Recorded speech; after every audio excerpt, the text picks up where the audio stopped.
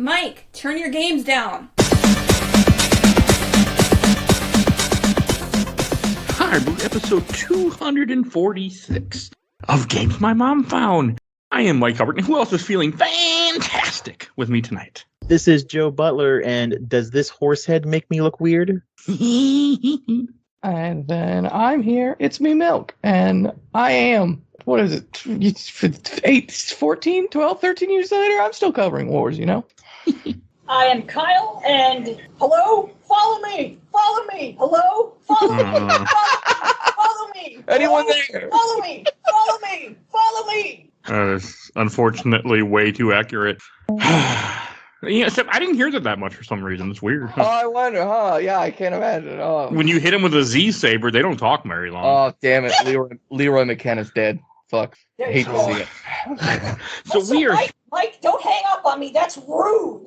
I know you're trying to get murdered. I know you're trying to stay alive and not get murdered by zombies. But how dare you hang up the radio? Otis So can't see. rude. Otis is a man of his time.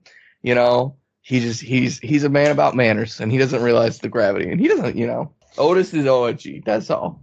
And Milk, since you were the only reason why this game became on this show, why don't you introduce what we're talking about? Today, if you haven't picked up on all of these weird mannerisms, you're in for a treat, because we are talking about probably my favorite game of all time, Dead Rising 1, originally released for the Xbox 360. Came out in 2006. That's it. Hell yeah. I am playing it right now as we speak. I'm sitting at a helipad waiting for an achievement where you stand outside for 24 hours straight. That's it. That's the whole achievement. Frank West standing there looking at a penguin. What the fuck do you want? I'm not getting too much sun. He's watching that watch tick down. So I was hoping when we were recording, I wanted to get to a point. This run that I'm talking about, I did Zombie Genocider, which is a very important and renowned achievement for getting one of the most OP weapons in the game, the Mega Buster. Pretty common weapon used by most people for all, you know, doing anything that's not just like a regular traditional BD of this game. And I was going to start Infinity Mode, which to get one of the achievements in this game, you have to play this game for 14 hours straight, actively doing stuff because your health is slowly trickling down. But I didn't get there. So now instead it's just me on a helipad, occasionally getting a notification that a survivor's dead. So, yep. Oh, so I have to start with. So I have been wanting to. I'd seen this game since 2006. I have been wanting to play it for years and finally finish it, but I've been terrified of this game. You're welcome.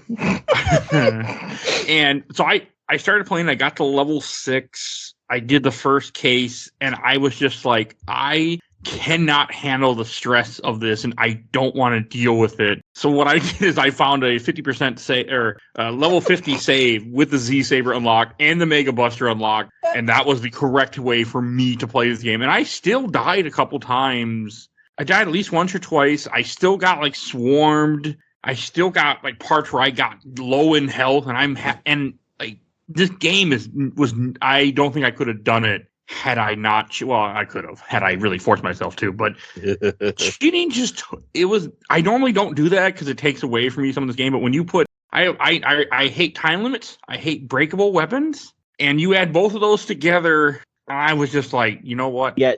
The funny story is Mike put in the chat all the things that he hates about video games, and it's like someone like purposely went, I'm gonna make a game that's just gonna piss the fuck out of Mike Albertin. I don't like escorting people that much unless they're like people we can escort. We're like in this where they can die easily. I don't like the fact that I can hurt them with a weapon.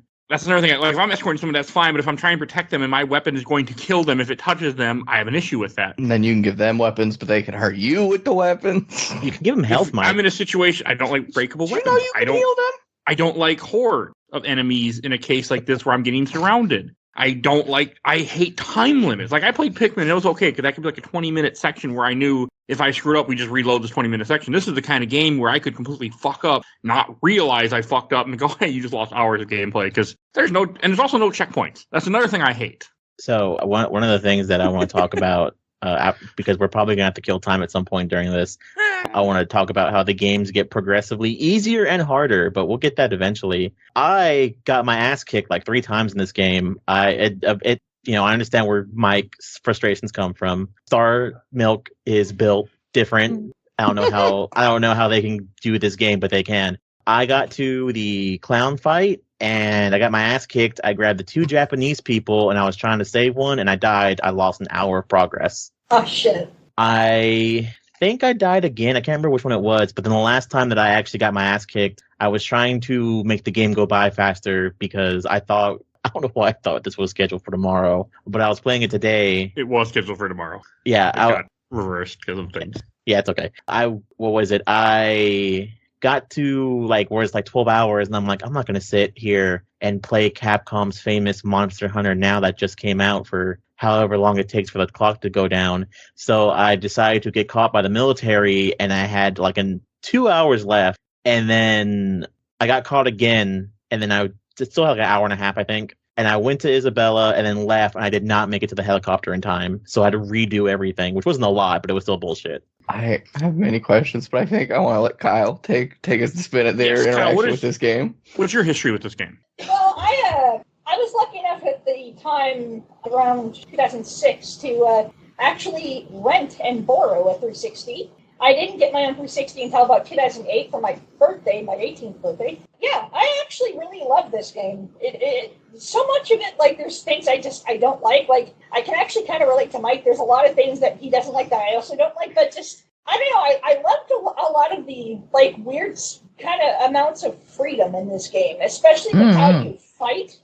You just kind of use everything to fight, and I really like that idea. And I love to just, farting around in this game, even though there's a time limit, yeah, you need to be on time, but, fuck that. I'm going to fart around for a while, and I love doing that. I love smashing TVs onto zombies' heads. I love pretending I'm a member of the Three Stooges and getting a giant flower pot and slamming it into a zombie's head and just going yeah, and just, fucking being super silly. Yeah, I love Dead Rising. I love the first 2 Dead Risings. I think they're both really fun games. I love combining weapons. I love using certain weapons and how overpowered some of the weapons are in the first game. I want to combine weapons. The guns in this game, holy shit, the shotgun and the sniper are both super overpowered. And, using Adam's chainsaw when you fight him, yeah, I actually really love this game. I do have 2 other complaints that I forgot to mention. I also don't like games where I have a limited amount of stock that I can hold items. And I also don't like games where I have lots of random weapons to use that might be good or might be stupid. I want to know a good weapon I get, and I'm good to go. These are just Mike things. If there's a game that has just weird little things, I don't want a lot of options. I just want you to give me give me a couple good options, and don't give me here you can use a toy.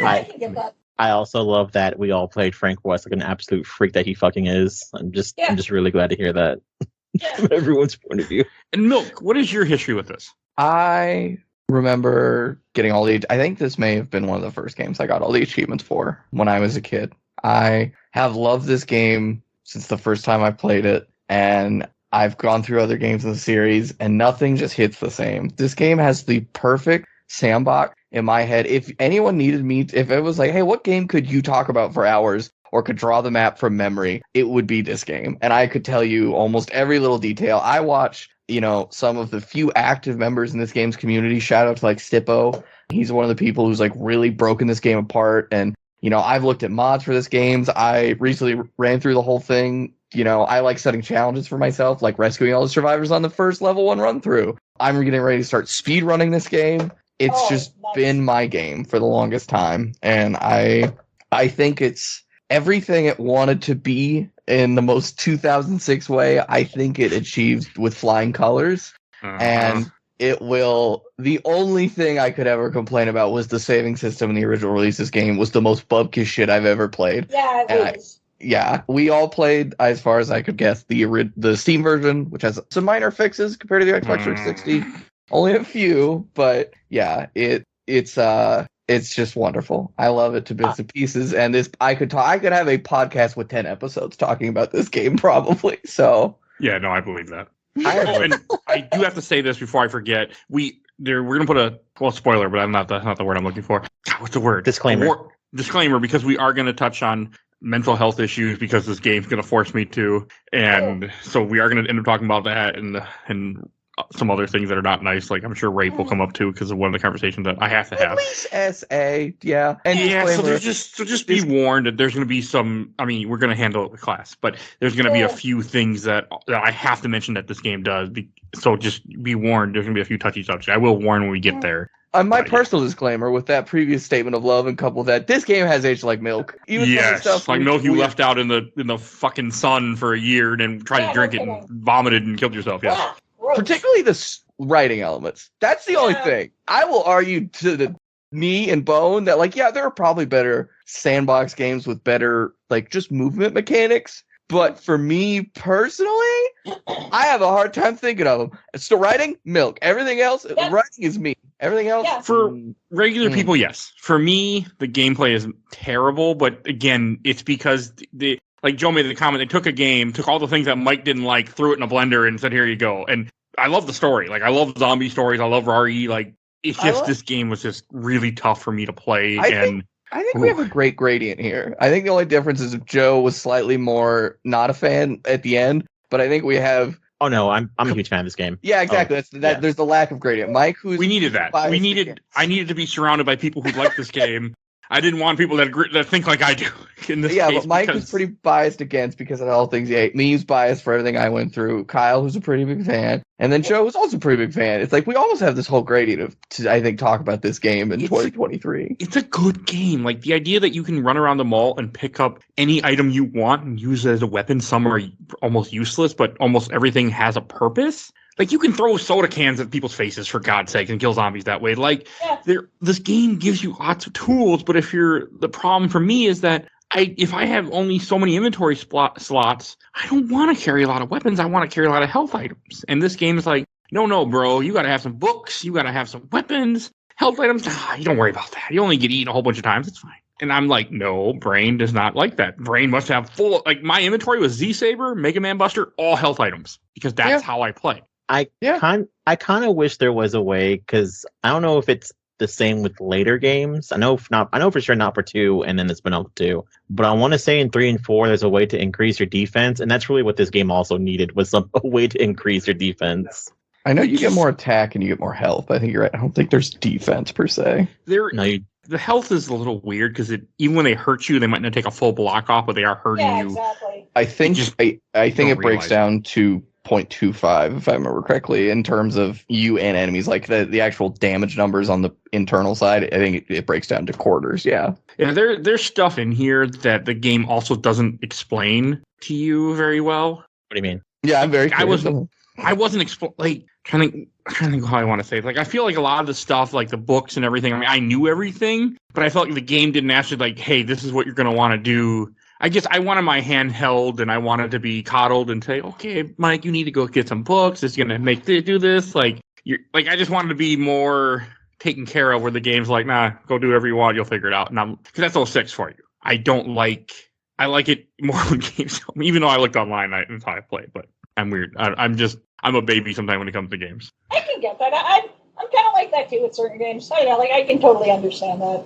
Yeah, I think the game's delivery of information of pop-up windows it's pretty dated. I think there's better and, not the most clever way to do it. I think in a contextual thing to go with this whole thing of, especially going to the story and just the world, this game was made by a Japanese studio taking a shot at writing a thing in a Midwestern town back in 2006.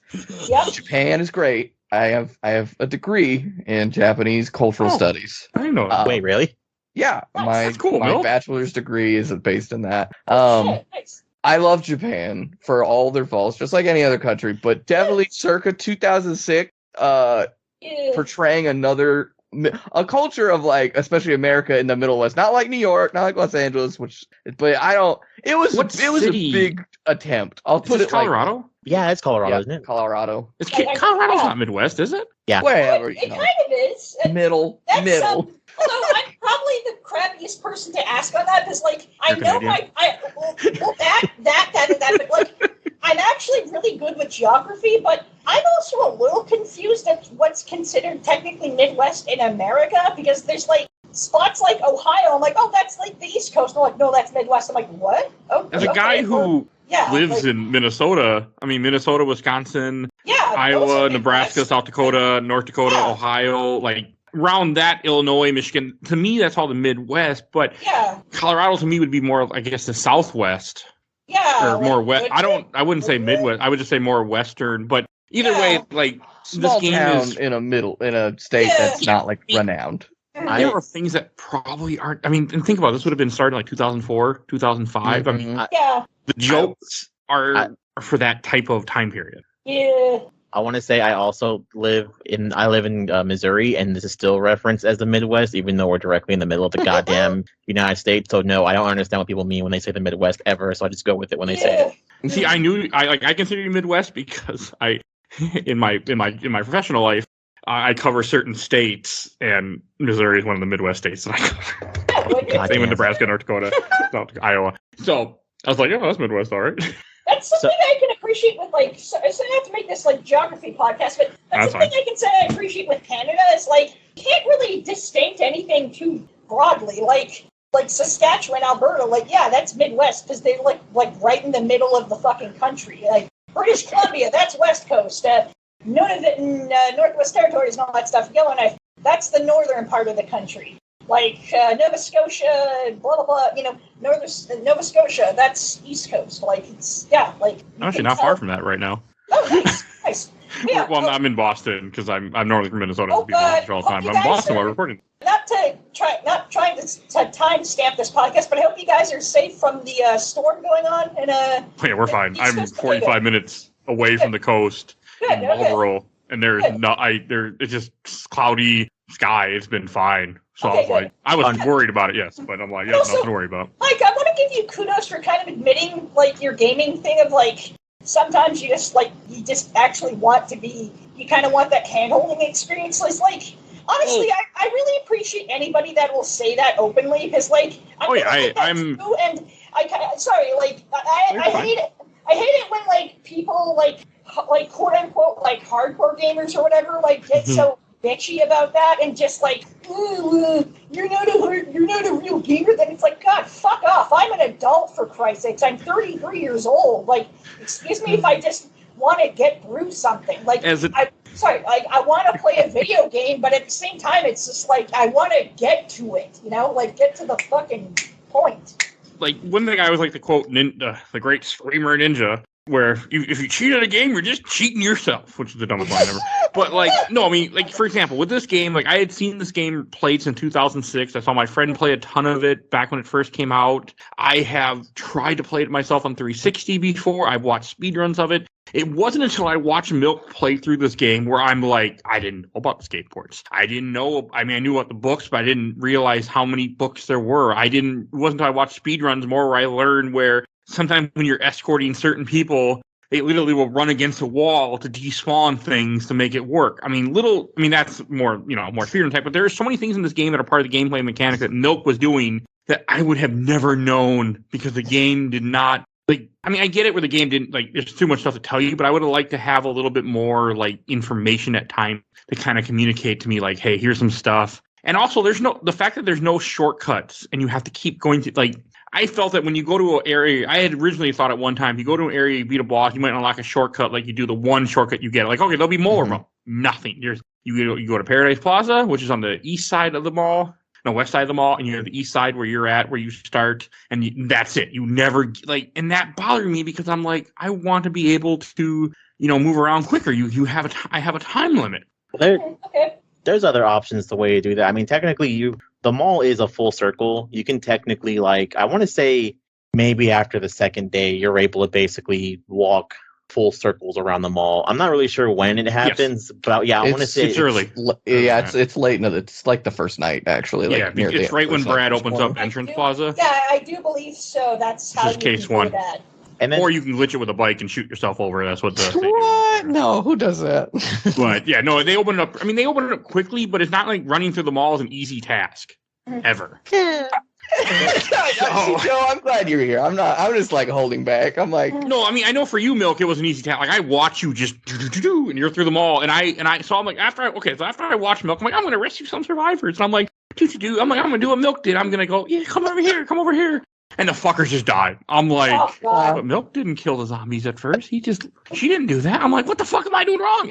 And that's when I decided that my solution was, sure, you can come with me, but if you don't make it, I don't care. And if you won't move because you're like, I'm scared, I'm like, well, this Z-Saber will help you not be scared anymore. Yeah, there you go. I just murdered him. I'm like, yeah, I don't care. I want to say my worst experience while doing Survivors. I hope you have a similar story too, Kyle. If you did save Survivors, I did the one where you fight the cult leader, and then I saved I got all 5 survivors. I think like 3 of them, 2 or 3 of them. No, 2 of them died. 1 was left behind, so I got the other 2 up, and I was able to go back and save the one guy. He had like maybe 25% health left, and I was able to get him up. Yeah, but like there's times where I was just like, no, I'm done with these fucking survivors. You guys can go ahead and get your ass eaten. I'm done. I'm done for right now. That was part of my problem. Is that like, and also having to watch the cutscene of somebody get gutted because I have to be.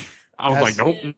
Those are pretty, like, for me, they're rare. I don't think I've even seen all of them just because I don't really have a desire to. I'm going to play devil's advocate a little bit here and say, I think a bigger problem with this game is that it's not balanced. And by that, I mean, you have, iconically, the blue chainsaw, the mini chainsaw. It has a few names. That's it. If you get that, you don't really need to worry. Oh, yeah. And then especially for range, the Mega Buster. I call it Adam's chainsaw. Adam's chainsaw is super OP. Holy shit. Yes. And I think what sucks is if you know these things and you go into the game with this knowledge, it completely changes what that experience is like. I would love to play this game completely blind again and see how I ended up feeling, because you have to... It's horrible. Yeah, that's the thing.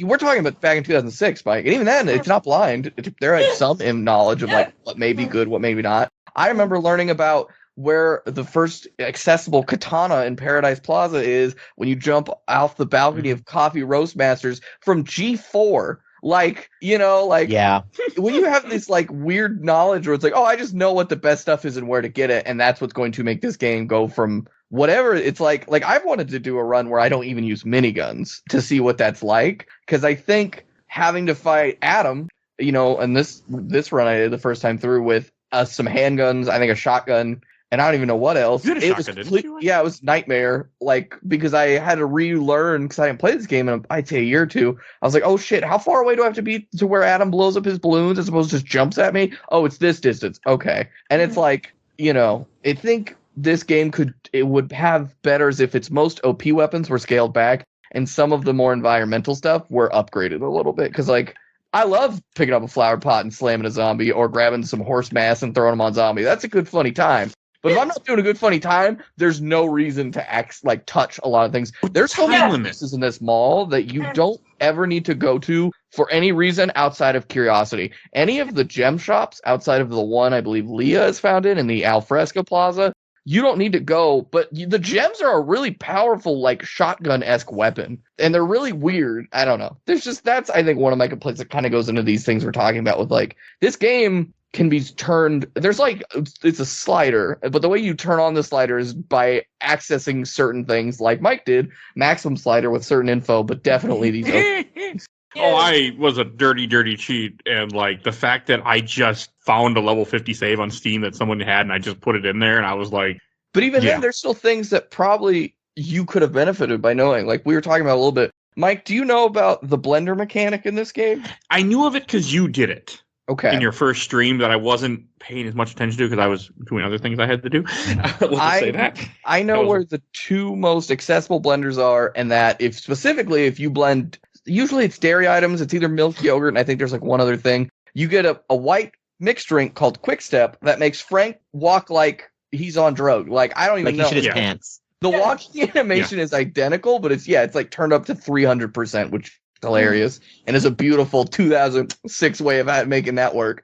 But I mean, the drinks were good. I saw like what you did, and I saw what other people did after watching speedruns, but it was just like, again, inventory slots and time limit. Oh, I know. I would recommend, I know which blender specifically has 4 things of dairy next to it, so you could run over there, put 2 in, and drink it on the spot, and then just go. But again, it's like, that's such a weird niche level of knowledge that I think, again, kind of goes back to also this game does not, it'll tell you about the drinks once you find them, but if you spend a lot of your time not really looking around, which I think, again, is a lot of what this a lot of the philosophy this game is supposed to be, and Yeah, all and the advertising is, it's very then it much- becomes that like discovering like, oh, okay, this is how this works. It's also a game that very much wants you to like, cause like when you die, anytime you die, it's like, hey, do you want to start a new game over with your stats Multiple you already have? And playthroughs, yeah, I mean that's the point of this game, and I don't like that in general because one, I have a podcast, I beat a game every week or more, and two, even before the podcast, the type of gamer I am is like I want to play as many games as I possibly can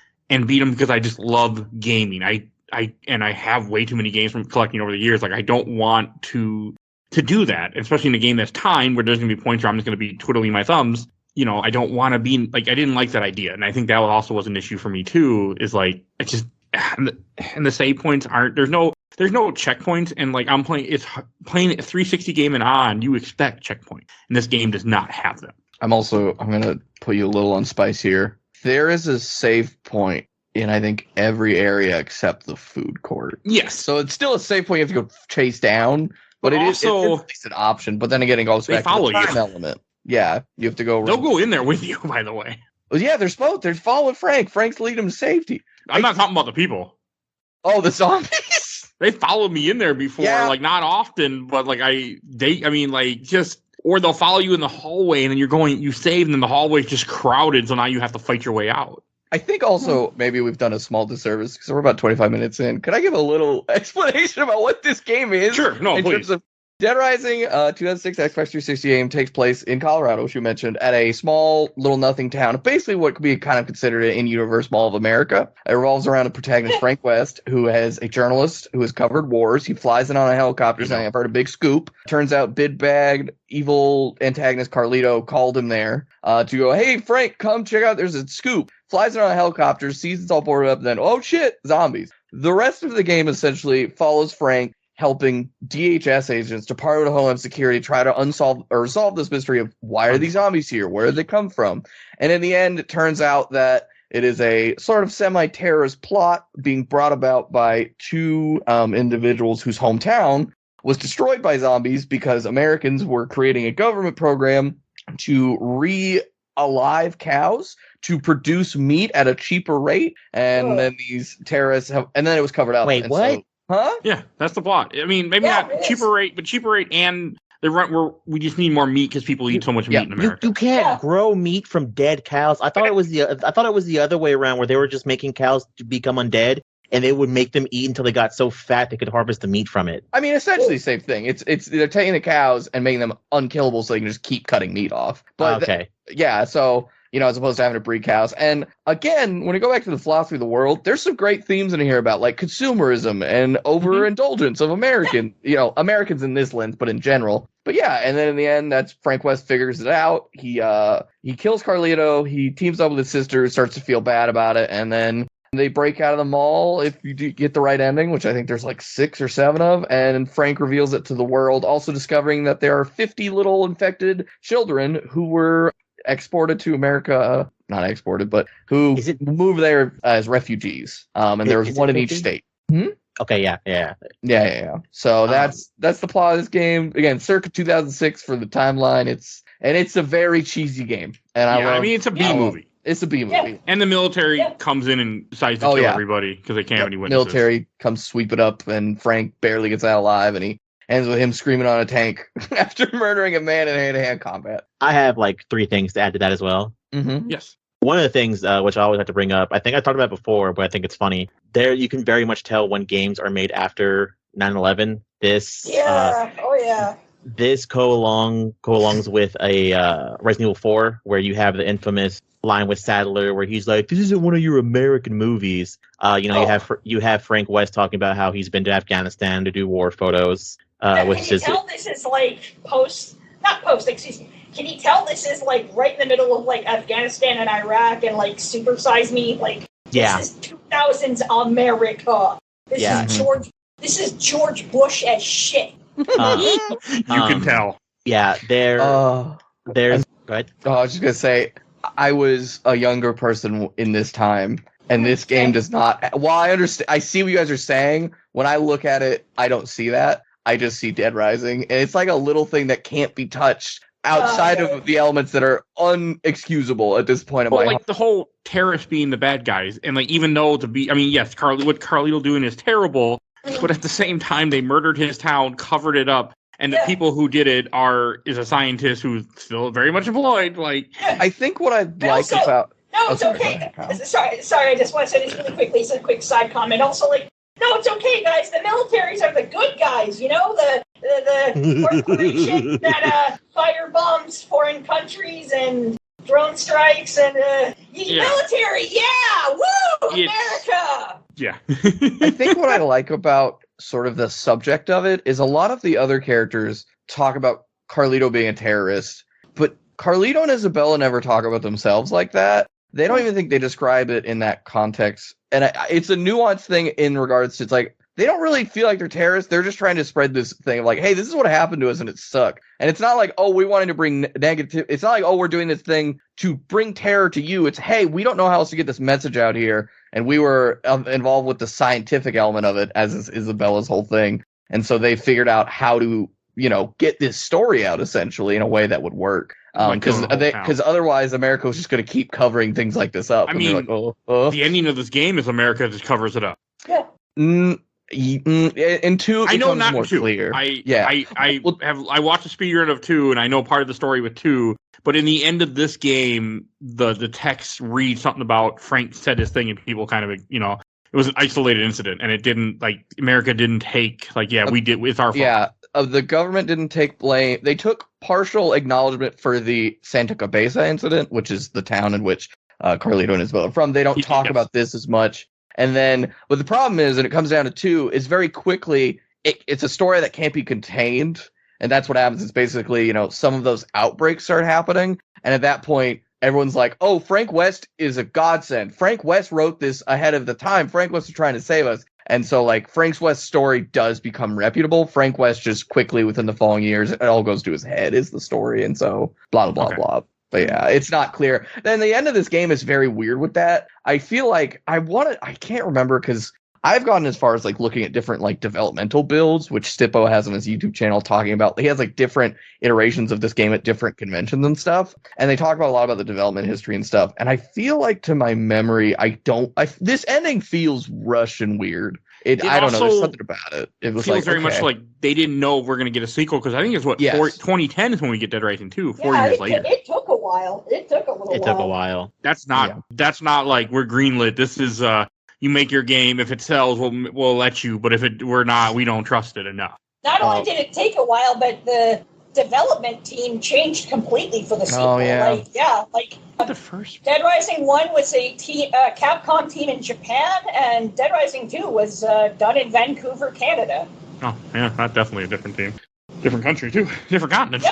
Yep. And as of right now, that team also no longer exists, which is that's video games for you. Because AAA video game business sucks. I hate it. Yes. Well, there was a rumor. I don't know if it's still true. I talked to Milk about it on their stream.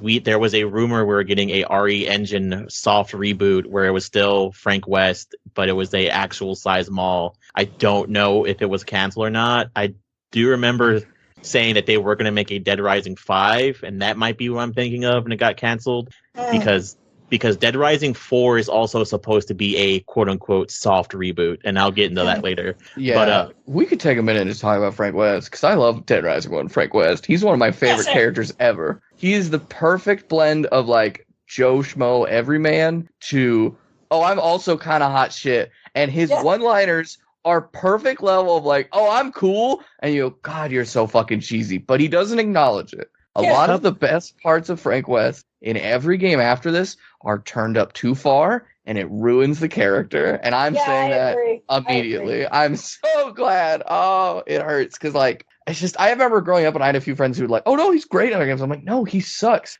Dead Rising 4 actually is a refreshing Frank West, where it's to me, it's this isn't Dead Rising 1 Frank West, but this is it's like if they made a play about Frank West. I'm like, okay, it's basically him, but it's not. And that's fine. But yeah, he is a lot of the characters we mentioned as a B plot. This story, outside of things we'll get into at some point, but it's just really dumb fun. And you basically have Brad is probably one of the other main protagonists who's the Department of Homeland Security badass who goes in, guns blazing, I'm going to get this guy. And he's just kind of like stereotypical, like, oh, man of the job, and he's going to kick ass and take names. And Frank is just like, what the fuck? I'm just trying to get a scoop. And then, but he's also confident. And when they're like, how are we going to get out? He's like, I got a helicopter coming 3 days from now. And they're like, all right, we got a plan. And Frank's just like, I love Frank. I love him so much. Oh, fuck. I want to add on to that. Everyone in this game is fucking hot. Frank is hot. Brad, hot. Jessica, hot.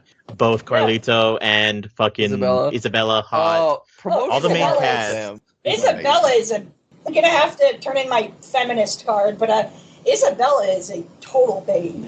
Wow. Hey, it's completely fine. One, she's not real. So, and two, it was made. I'd like to counteract with that, Kyle. I like to think that Jessie is my waifu in this game.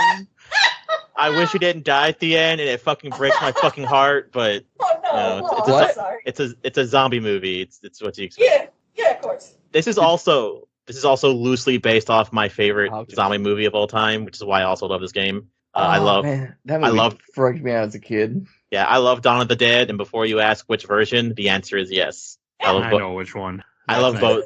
I love both versions. Okay. I do agree with you. I do love Dawn of the Dead, although I'm not saying this to be contrarian because I'm not that type of person. I mean, I consider myself like a bit of a hipster, but not really contrarian. But my favorite George Romero zombie movie is Day of the Dead. I love the brutality of that movie. Like, That's the one where they're underground? Yeah. Okay, yeah, that's a good one too. In the underground, like, bunker, the underground mine bunker thing. I love that one just because, I feel like that's humanity at its absolute, like, shittiest, like, lowest, like everybody at You're not wrong.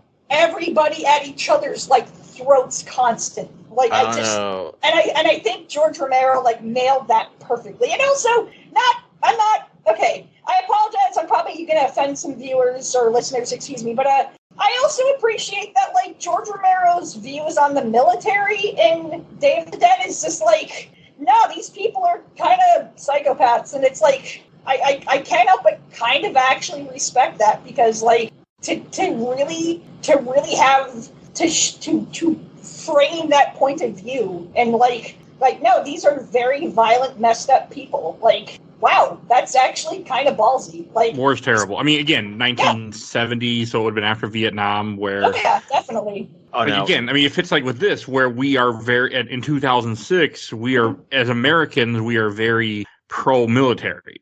Yeah, and it's just like... And you can just feel it in the gaming. That's why I keep bringing it up in every episode. And you can feel it, like, in a lot of stuff nowadays, especially, like, the movie, like, the film industry, the past, like, 20 years of film industry. Like, yeah, to have, like, not so much an anti-military view, but just, like, a very, like, no, these people are messed up and they're very violent people and they need fucking help. Like, that's kind of brave. Like, I'm sorry, I can't help but commend that. Like, I think that's a very brave viewpoint to have in your film. No, sorry, I didn't mean to diverge the subject matter. I still love Dead Rising, but yeah, just anyway. I mean, you can say that, but the military in this game are also psychopaths. So I think that we're pretty much at the point where we all agree that, like, if the military takes over, we're kind of fucked. I mean, Last of Us, the Two Guns movie, me and Mike watched. Oh God. It's not published yet, by the way. Because we're in Spooktober, so that never happened. Spoilers, anyways. But no, I mean, it also just fits, like, it's just something to always think about, like, when a game or something is made, what is the climate to why they do some of the things they do. And that's just why we always have to bring that up, because it fits so much with what we're doing. One thing that I do want to talk about that we haven't gotten there yet is with the psychopaths. That is not Frank West milk. I don't know what the fuck picture you posted. That is not goddamn Frank I wanted to post, I posted 2 images of Frank West that are this game had some very interesting iterations with Frank specifically, but a lot of the concept art for this game is just peak kind of amazing. Weird, like, mishmash. Peak Capcom. That's like a weird mishmash of, like, Luke Perry and, like a few other people, and like a bastardized version of Frank West. That's not Frank West. That's concept. They had some of these, like, faces more in the earlier builds. It's wild, but yeah, I was trying to find. I'll post it later. I was trying to post more art of Isabella specifically, but, like, if you want to talk about 2006, look up concept art for Isabella, and it's like that one I at least posted of her very seductively holding a 50 caliber sniper. It's like That's not one. I mean, it could have been earlier concept art with developed on a different persona, but it's like that's not who she is in this game, and it has no relevancy.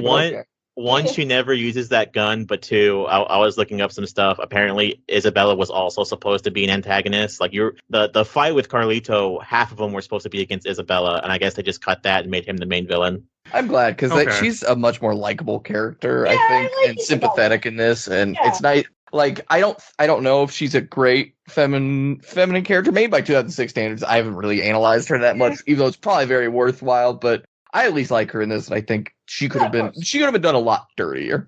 She's a scientist, though. I mean, that's always that too.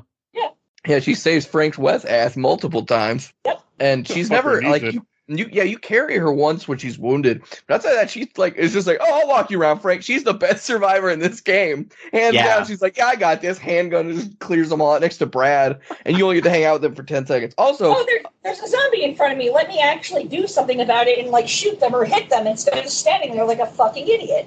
Also talking about OP items. Once you kill, we were talking about the cult leader earlier, and I think we should definitely talk about psychopaths, but he drops a book called Cult Tactics or something that makes survivors better, and I have mixed feelings about it, but it is an element that makes them more aggressive in a way that's honestly helpful, especially if you give them guns. They will probably still shoot each other, though, and that doesn't really help. A psychopath. Well, first, since you brought up the cult leader, I think is such a cool thing that fits in this. One, because cults are a very real thing, and it just takes someone that's very charismatic and is a good talker and a good liar. It doesn't mean you don't have to be successful. You could be a completely just freaking idiot real estate guy. It doesn't matter. You can be a cult leader easy. And the thing is, like in this game, like they never tell you anything about the cult. You never actually get a whole lot of information about this random cult that it's just taken over. That's just here. Like, and they're all wearing raincoats and have green masks, and somehow the zombies don't bother them. They are referred to as the Raincoat Cult. Oh, they are? Doesn't mean I didn't know they were fit like a name. But yeah, I think I want to talk about stupid stuff. Why? There's 50 savable people roughly in this mall. Where the fuck are these other 300 people I murder in raincoats? Where were they this whole time? They just pop up. over here, then they pop out. It's like, all right. Well, they pop up day 2. They don't show up the second day. First, they come in later, and then eventually you get a call being like, Otis, who's one of the other protagonists in his own right, being like, hey Frank, the Colt's there at the movie theater. You go, all right, I got this. They go take care of him. Then they disappear. Yeah. Also, I want to share a bit of my own little war story of Dead Rising, trying to get through stuff. On one of my first playthroughs, way back, 2006, or was actually just a little later when I got it on PS4, the re-release for it. I believe this was a PS4 playthrough. Anyways, I was doing pretty well, and I had to go do I was going to go fight the cult members and try to save the people there and do that stuff. And I actually had managed to save a few people, but like 2 other women, and I'm like, okay, I think I can save everybody. And like, I'm killing the cult members. But of course, I guess I just wasn't quick enough on the draw of like hitting people. And I was so angry when this happened. Fucking one of the asshole cult members gassed me when I was like just about to hit them. I'm like, you motherfucker! And just fucking the hostages fucking left or something. And I was they're all murdered. angry. Yeah, I think they just disappear because you are knocked they just out. vanish and die. And that sucks. Yeah, that would suck. Yeah, I think in terms of psychopaths, the cultist is one of the safest written ones because they do so little to give you any backstory outside of he's a cult leader and there's people and who are the people you're killing? Unnamed faces. They're humans, but that's all you need to know. And it's like, wow, you really can't fuck that up, huh? Unlike every other psychopath. And it is. Mike mentioned it's almost like perfect in-universe fitting. Like, yeah, you got a cult leader who's like, oh, it's the end of days. Whatever. Oh, also, in terms of story, I always forget, and I think it's a beautiful thing that because Frank West is cut off for 3 days, and once they find out, like, oh, yeah, there are 50 other humans infected, he's like, oh, so the whole fucking country could be ruined right now. And it's like, that's a fun little, I don't know, it could be. But yeah, you're right. The cultists are the only ones that they're not problematic in 2023. I think there are other ones that could barely get away, like Adam the Clown. Adam has done fine, but again, it's because you get so little info outside of, oh, he was a clown before this. Oh, now he's a clown who's lost it. And it highlights that there were dead children using the classic movie/game trope of like bloody dolls. And you're like, okay, fair. Dude has lost it at child death. Fine, but works. but it's never it's when there's no other element of their human personality. I think the next step like down of like you're touching too many things is Cliff, who is the psychopath who's suffering from PTSD, and he basically thinks he's in Vietnam and he's stringing up zombies, and he's talking about he's talking about you and like the other people, like, you know, you're all from Viet Cong, and then you kill him and he's like, oh hey, I'm cool now, yeah, sorry, I lost it because my granddaughter died and her scream, it all went white. Jesus. Yeah. Wow. His granddaughter got eaten and he watched her get eaten.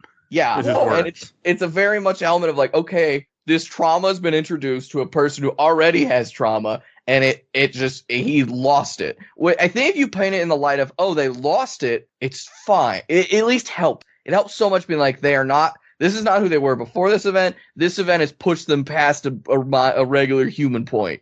Anyone else after this, it gets way harder. Carlito's a totally great character in the context of, I think, this. And, you know, I think there's some stereotypes at play for 2006. Not surprised about that. Oh, God. His plight and his agenda, it's very human. It's like, cool, I see you, Carlito. You're great. You guys can pick who to bring up next, because I hate them all, and I don't want to talk about it anymore. I choose to pick some goofy stuff real quick. One of them that I like to quote off, which is also great, is you have Carlito. Any of you guys notice that he has wasps on his chest? No, I did not notice that. On his shirt? Yeah, they're colorful wasps on his shirt. Oh, I never noticed that. I've noticed the embroidery. I've never looked at it too much, but that's hilarious. I noticed when he got dragged off by the racist Asian man who eats people. Yeah. Who also, I don't know, I get vibes of coded as mentally ill. Being racist? Get out of here. Yeah, what? Yeah. Never happened. You have a incel that uses Molotov cocktails, who you can save, by the way. If you get rid of his fire crotch, he realizes the error of his ways. You can drag him along. Yeah, and I didn't even know he was in this game, actually. And I watched speedruns. I watched my friend play majority of this game. Did not know he was in it until I watched a YouTube video of all psychos. Paul is probably like pretty close on the next ladder down of like, there's not enough there for this to get bad yet. But it's like, he has a line of like, they laughed at me, they made fun of me, implying before this, and so now I'm going to murder them. But then even after you save him and you talk to him, he's like, hey man, I totally lost it. I was in the wrong. I'm not normally that guy. Doesn't excuse it at all, but at least it's like, okay, you've seen the error ways. There was context before this that's given. That is, you know, a real life scenario. People get bullied and ridiculed. Again, doesn't justify his actions, but like, okay. But there's at least enough in a whole picture where it's like, great, this all kind of works in a narrative. You know what doesn't ever work in a narrative? Essay from a police identifying individual. Probably is supposed to be a mall cop, if I'm being completely honest. Yeah. So one of the worst elements of this writing, I'll introduce it. I'll let you guys go to town because it makes me sick in many ways. My favorite game is there is a psychopath mission, which the way you get these also is Otis gives you a call and he gives you a description of what's going on. Rarely it's it's ambiguous if it's going to be a psychopath is what they refer to in game. If they are, if it's a psychopath mission. So you get there and you just find out. A lot of times a cutscene plays that informs you a little bit of like, oh, what's going on? In this case, you walk into a room with several women who are to some level trapped and handcuffed. I think most of them are to different like elements of a store.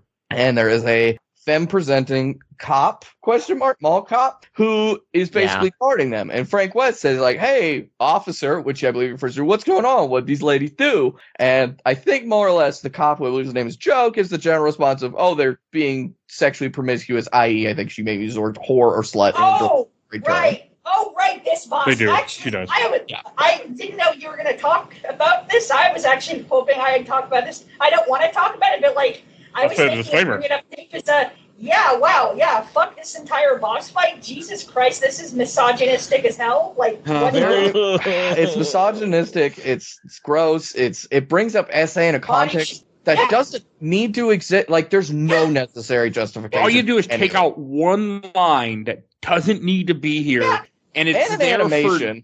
She runs. So at one point during this, basically the cop says, "Oh yeah, they're all being whorish," which is like, okay, gross. First off, but then she's like, "So I'm." Essentially, says a line. It's like, "Oh, so I'm punishing them." At this point, the cop Joe proceeds to walk around, and also very body shaming. The first character is body shaming, and not the last. God forbid here's a woman with like, a bit of a heavier appearance. Oh, Yeah. Of course she must be evil and hideous, and she must hate everything. Like, Jesus fucking Christ, Japan! What the fuck? Yep. Not shocked, and especially 2006. So then she is like starts running up a nightstick and says like, "Oh, I'm punishing them."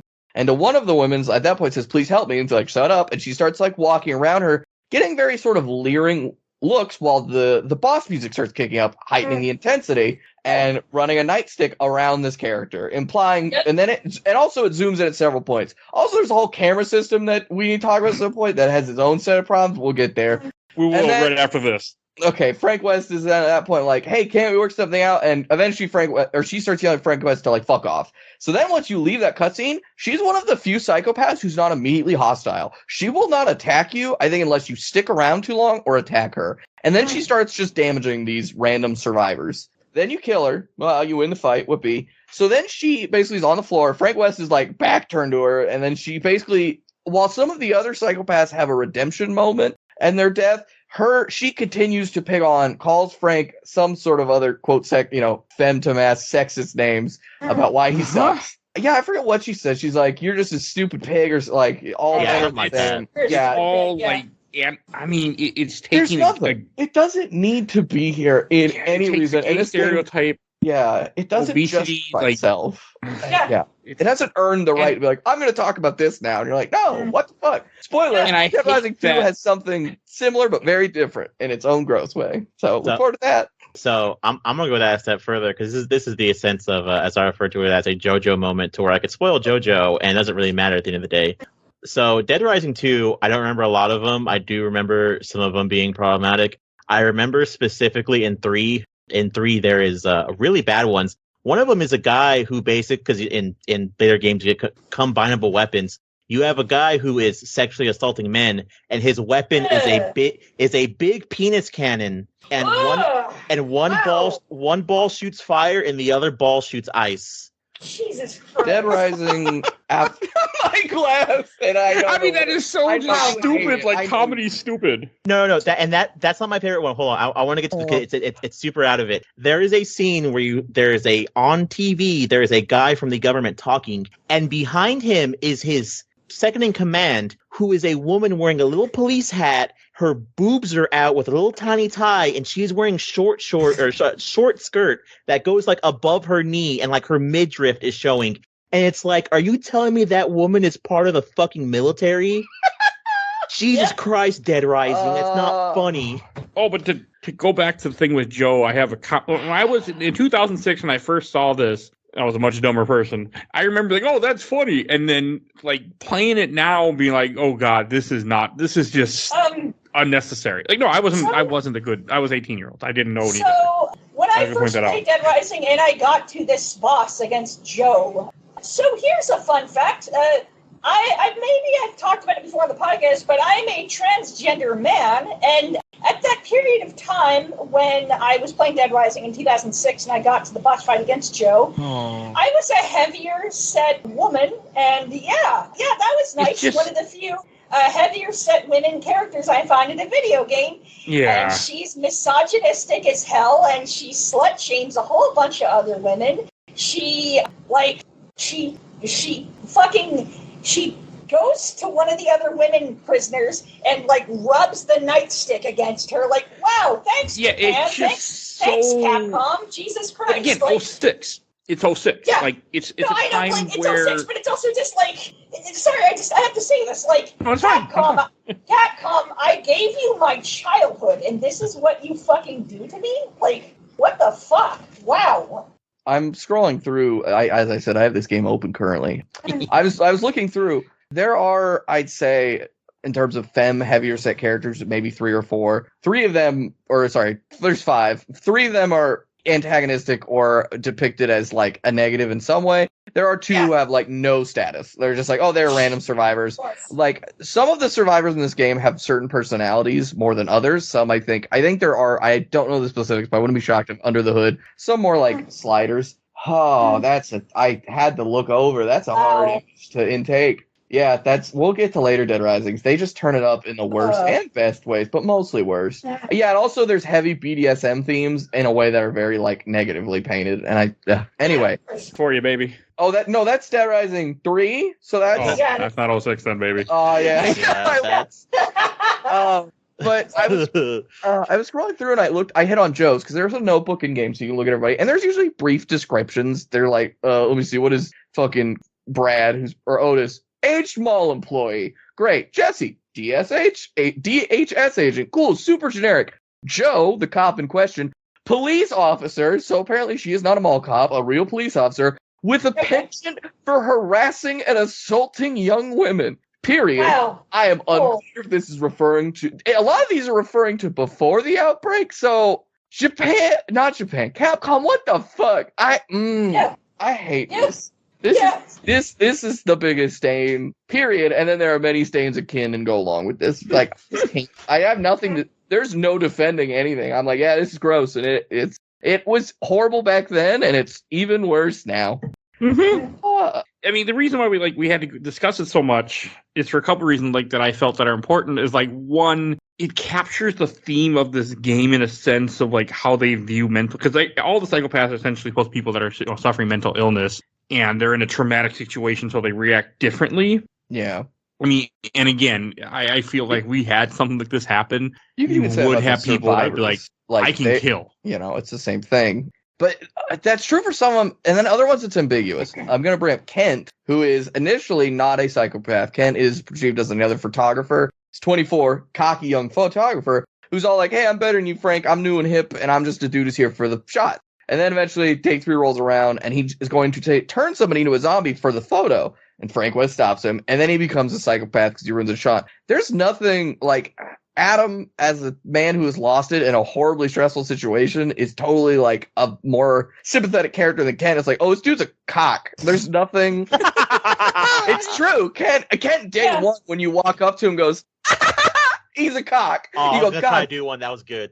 I know. That was good. I focused real hard. It came out great. But yeah, and it's worse that there are characters that they seem to have. There's there's characters in primarily you mentioned Joe that are in the plot. Joe is a bonus case. You can totally miss her. Larry Chiang, a butcher obsessed with his work, is all it says. It is a horrible stereotype. And yeah, he does. Uh-huh. He comes to the end. He abducts Carlito when you're trying to get information from Carlito. So you have to go save him. You walk in, and it's a person who feels coded, at least not mentally healthy, 100%. It's very ambiguous. It's not clear. They don't obviously just say it. Why would they? It's 2006, and probably would be a weird thing if they did. Regardless, Larry Chiang is just a weird character in a way. The back of his neck, he has a tattoo. I looked up. It's Niku. It's Japanese word for meat. That's it. This man is boiled down to a obese meat butcher who's not really well, and it's unclear why. But we didn't have to do that. Adam and Larry are dichotomic of Adam is unclear what was going on 100% before. We know a little bit of backstory, but he's dude who's lost it. Even when Adam is dying in his animation of being chainsawed, he's laughing. It's clear Adam has lost it. Larry, we have no idea how much this man has lost it. Was he like this before? Was he not? What has changed? We're never going to find out, but it's gross regardless. How the fuck did he survive down there? My God. Apparently Isabella does confirm. So Frank West is bitten by the end of this game, and then one of the parts of this game is getting a medicine that will prevent him from turning. And then during that whole process, Isabella does mention it's different. The activation time is different for everybody. So Larry could have been bit day one. It's he just delays. Who's Larry? He's the butcher. The butcher in the end. Oh, the butcher guy. It says he's obsessed with work. I don't think he was a cannibal before this. I think a man just was well, I need to get fresh meat. It's only humans. Well, I got a job to do. and want to put him down in a good light, and that's the best I can give it. But yeah, Steven Chapman is a grocery store who has some of my favorite lines in this game, but he's a very weird dude who basically is killing everybody for coming to the grocery store because he was the manager of that grocery store. And he's very much not... Frank West tries to negotiate with him, and he doesn't hear reason. He basically is just everyone's ruining my store. He's all about he's in my store. So. They're trying to steal my stuff, just like this whore right here. Yeah, shakes head aggressively. Why is she in the shopping cart? Because I don't know.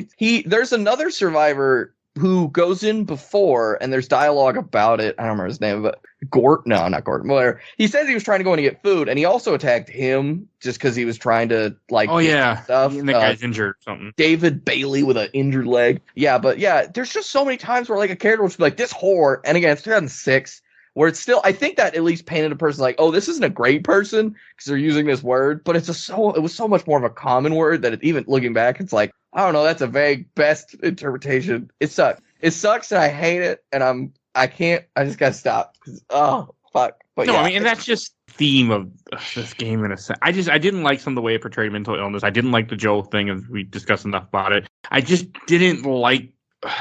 It just bothered me. Like, I mean, you have some that are fine. The guy in the gun store that just doesn't want you to get guns. He's like, get out of here. He's trigger happy and scared. It very much paints it as like the whole time he's scared. Yeah, and that again, it makes sense. It feels like real enough, and it didn't bother me. It didn't come off as like this is just making fun of stereotypes. It just felt like a guy that it felt fair. I'm like, okay, I'm good with this. Like this but there's just so many things they do that like the guy's suffering PTSD that ends up and he thinks she's like I was like that's not necessary. It's not painted in a comedic light. I'm gonna give you this, and we can kind of go on the photo element. This game tries to do what it does with its photography system. The whole time you can take pictures and you get experience points depending on what's going on in the shot. Sometimes there's specific little indicators that are like, hey, take a picture of this for bonus. This game and the photography system tries very hard to just capture all themes. The main story is very much a B plot. Frank has some cheesy one-liners. You get the bad guy, you save the day, but it's kind of like fucked up along the way.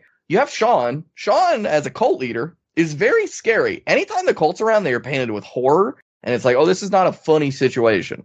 I'm trying to think of one. The shopkeep, we talked about the shopkeep psychopath. He is very comedic. He is scary, but he has these lines where he's like, oh, I'm talking about my store. His ending cutscene is one of my favorite cutscenes because it's so ridiculous and over the top. At the time when I was younger, I just thought it was funny. Basically, when you defeat the manager, he is falling up to the ground. He's like trying to keep himself up, and he goes to the front lane to the cash register. He's like, my store. Who's going to take care of my store? And he's kind of looking around. He's like, oh, everything, my aisles, the food. And he looks at some of the CCTV camera because it gives you that perspective. And he goes, my customers. And he's kind of like losing it, it seems. He goes, have a nice day. And he falls to the ground. He's like, all right, I guess it's over. And the camera's lingering at his like body, not like his face from a side angle. And he leans up really quick and it zooms in into an up close shot of his face. And he goes, clean up, register 6. Oh, and then he falls and dies. It's so when you put all these things in a same like, and if you watch the movie of Dead Rising, which is a thing on YouTube where they take all the cutscenes and put them back to back, it would be the most unhinged shit because it's just like comedic, horror, I don't know, little sexy. And it's like, what the fuck are we doing here, Dead Rising? I love you, you're wild, but this was not it. Oh, and to speak to some of the weird shit that you were talking about, like I didn't know about it, like with the photo of the erotica, like you were doing the photos for the achievements and stuff, and like it circled the girl, and I'm like, do you really need to circle her pants and be like erotica? I'm like, there is it's egregious. There are many times. Yeah, when you take a photo, it circles it and will categorize it as like one of 8 things. It's like horror, uncategorized, brutality, drama, or erotica. Erotica, there's a quest, which is with Kent, where you have to get an erotica photo of a certain amount. 2, but yeah, it will just circle crotches, bras, G-strings that are a little high, belly button piercing. On one survivor, literally just both of her breasts, which is one of the survivors. Joe, you take a picture of her, and I found that out when I was playing this run through because I'd forgotten. I just went, wow, it's egregious and disgusting outright, but this is over the top of like boobs, look at these boobs. My camera, please. Okay. I have 2 things I want to say about that real quick. Yeah. One thing is I also love the idea of having survivors, but then doing a thing of like, you have the whole thing with Steven where he dies and he screams, and Frank goes, wow, that guy was really committed to his job, takes picture of dead body. There we go. He's got to cut. He's a photographer. You got to cover it. But also, with the erotica thing, I think my game glitched out, but I think Milky was saying about it. Kyle, Mike, did y'all find Zombie Jessie? No, I missed her. How do you miss her? So I don't know. I don't think if you go back to the room quick enough, basically you have to go back around the same time and you get a cutscene that plays that you hear gunfire going on inside the safe room, and then once you crawl in, then it's in there. But I don't think if you go back to visit Jesse, I think it all disappears. I don't think if you make a beeline straight for it, I don't think you get it. I think the one time I didn't get it, I think I either took the shortcut or I went back to get some health because I thought there were enemies in there, and when I went in there, she wasn't there. Even more fucked up fact: if you take a picture of zombie Jessie, it still comes up as erotic. Pretty fucked up. Yeah. Because she's got blood. She's got blood all over her boobs. She's there are a few characters of the main plot who can become zombified. Oh, so yeah, you want to talk about sexist? Let's go into that. Brad, Jessie actually, her story's really sad by the end because this game does great writing, but it never knows.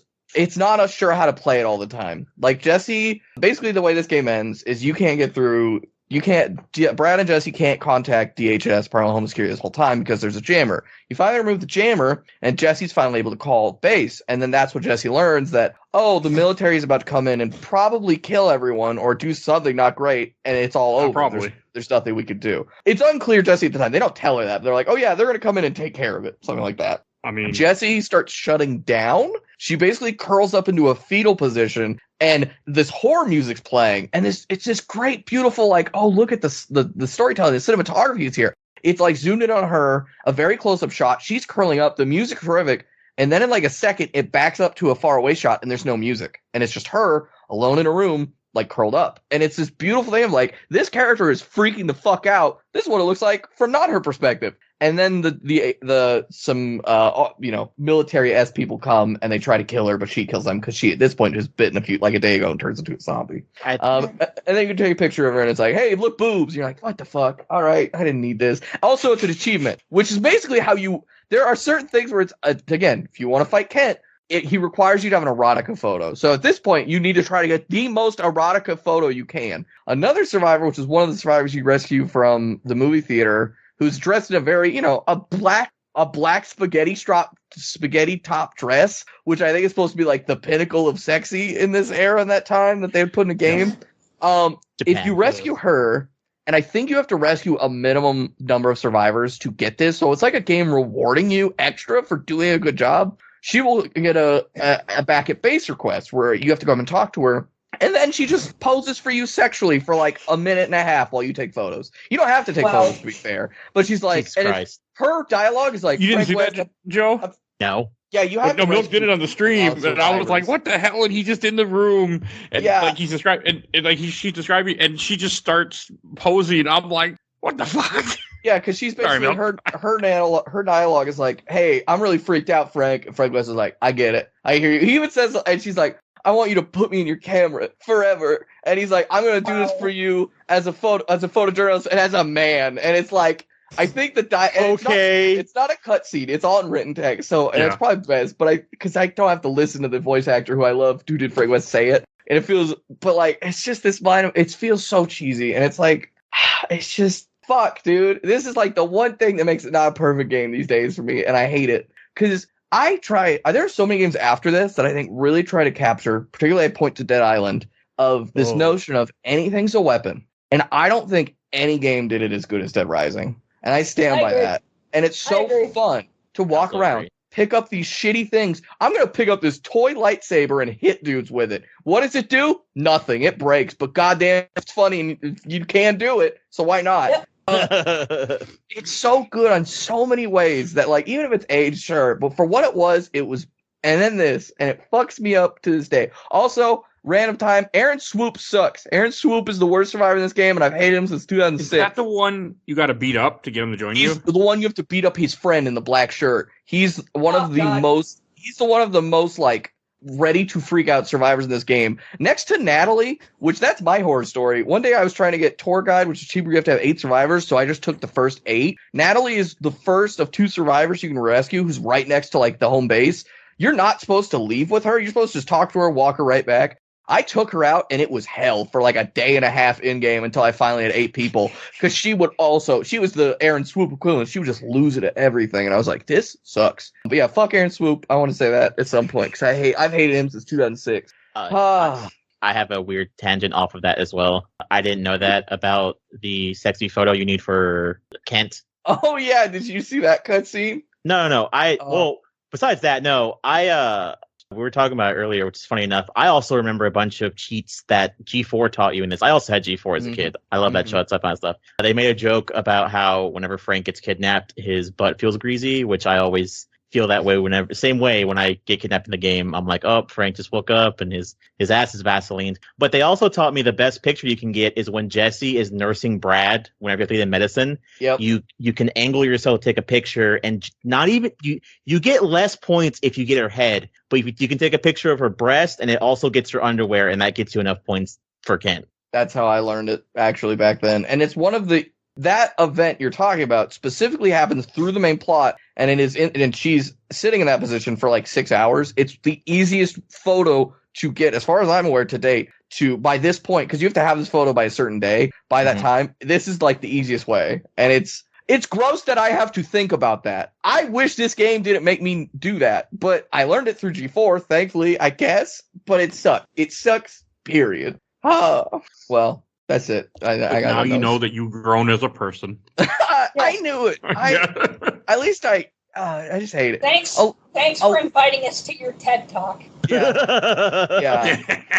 A lot of the other survivors that aren't psychopaths, they're pretty normal, and like you have an old man who's like, oh, I just really want to die next to this pretty art. And Frank West is a great character at so many points when it's not this like weird in-game dialogue, like his actual voice acting. But you know, with Floyd, who's the old man, he's like, hey, you're at a mall. Do you really think this is good art? He's like, and there's just a lot of dots. And eventually he's like, yeah, you're right. I'll come with you. Frank West goes to all these people and he's like, convinces them, like there's 3 like gun fanatics who are held up in a gun shop, and you have to convince them with a photo like, oh, hey, we do have a safe room and here's the path in. There's these really cool little quests, and like so much game design, like getting to save Paul is totally unclear. He's the only psychopath that if you beat him, he's still alive. He has a health bar and he's like flailing on fire. There is a fire extinguisher right behind him. So it's like, oh, if you kind of put this together, you figure it out. This game has so many neat things that it does mechanically, and that you wouldn't know. Yeah, it is not clear. I will say, I completely agree. And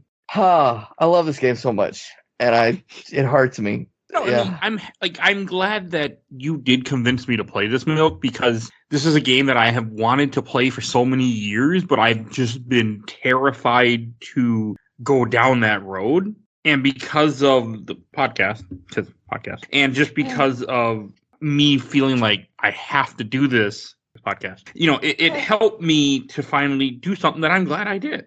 Like, I'm glad I experienced this game for the first time. Like, I'm glad that, I ran around the mall that I never want to do again. Also, there's cool stuff to this game. Very important warning for you, Mike, because I know what you've been considering, and it'll come up. Dead Rising 2 and 3, there is a lot less fucking Cliff hardware store guy and, I don't know, Adam the Clowns. It's a lot more Joes and like that. I started to watch a cutscene of the Dead Rising 2 Psychopaths. Yeah. And I got to a guy that was marrying somebody and wearing a gimp suit, and I was like, we're going to turn this off. That's the Joe equivalent that I hate, and I hate that one the most. Stay classy.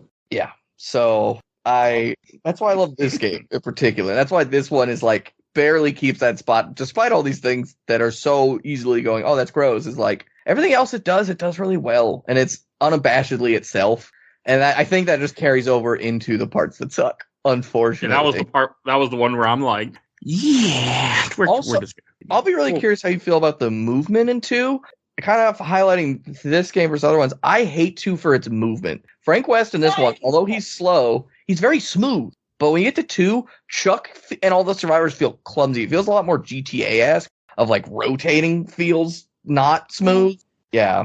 Okay. I have a question. Sorry, just really quick. You're good. Maybe somebody here knows this issue or knows how to fix this.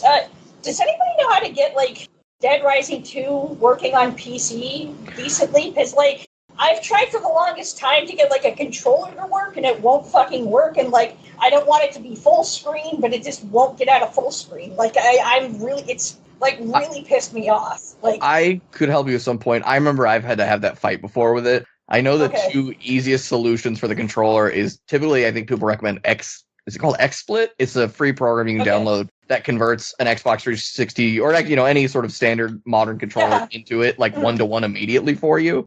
and it Okay. helps a little bit, but some of the elements still feel jank, like aiming. But yeah, I am really happy they ported this the way they did. Like the fact that Capcom did revisit it is really cool thank because. fuck. Oh god. Yeah. Also, I highlighted at the beginning. It feels worth mentioning when this game came out first on the Xbox 360. The way the saving worked is you could have one save for the main story. That was it. And anytime you saved, you would just go, "Oh, you're saving? Okay, cool." You'd save, and then it would ask you a question. And go, "Do you want to continue, or do you want to save and quit?" That was all it prompted you. And if you just put save and quit, it goes, "Okay." And then it goes to the main menu, and then when you go to hit play, the only option is new game. Save and quit meant save and quit this run. And I don't know who came up with that back in the day and who greenlit all that. I was like, yeah, that's fine. But that is the most like ridiculous thing to be like, save and quit. Nah, that's not what that means anymore. It infuriates me to this day because it's just like, what the fuck? I was like, yeah, it's fine. That's what that means. That's what every gamer on the earth knows save and quit to mean, don't you know? He's covered wars. Save and quit. Also, because of this game and because of my current job, I never say I know anymore and say when I'm talking to people, when I'm trying to describe something that like they like a special experience. Like, I mean, they're talking about myself like, yeah, I can help you, like, no, don't. They don't know that. Don't like so. And this game is like I kept thinking to myself, and he's like, I covered wars, like we don't even know who the fuck you are, buddy. Like, why are you saying Like, don't. It's a stupid, but it bothers me. No. I love it as his that out of all the lines in this game, that's the line that the community took and ran with because it is a beautiful, funny line of it's Jesse going, "Do you know how to use that gun? Kinda. I've covered wars, and it's like, no, I don't know, Frank. Get the fuck out of here. What does that have to do with? You've covered wars, you know how to use a gun. Here's my little like depth or lack of knowledge, gap of knowledge.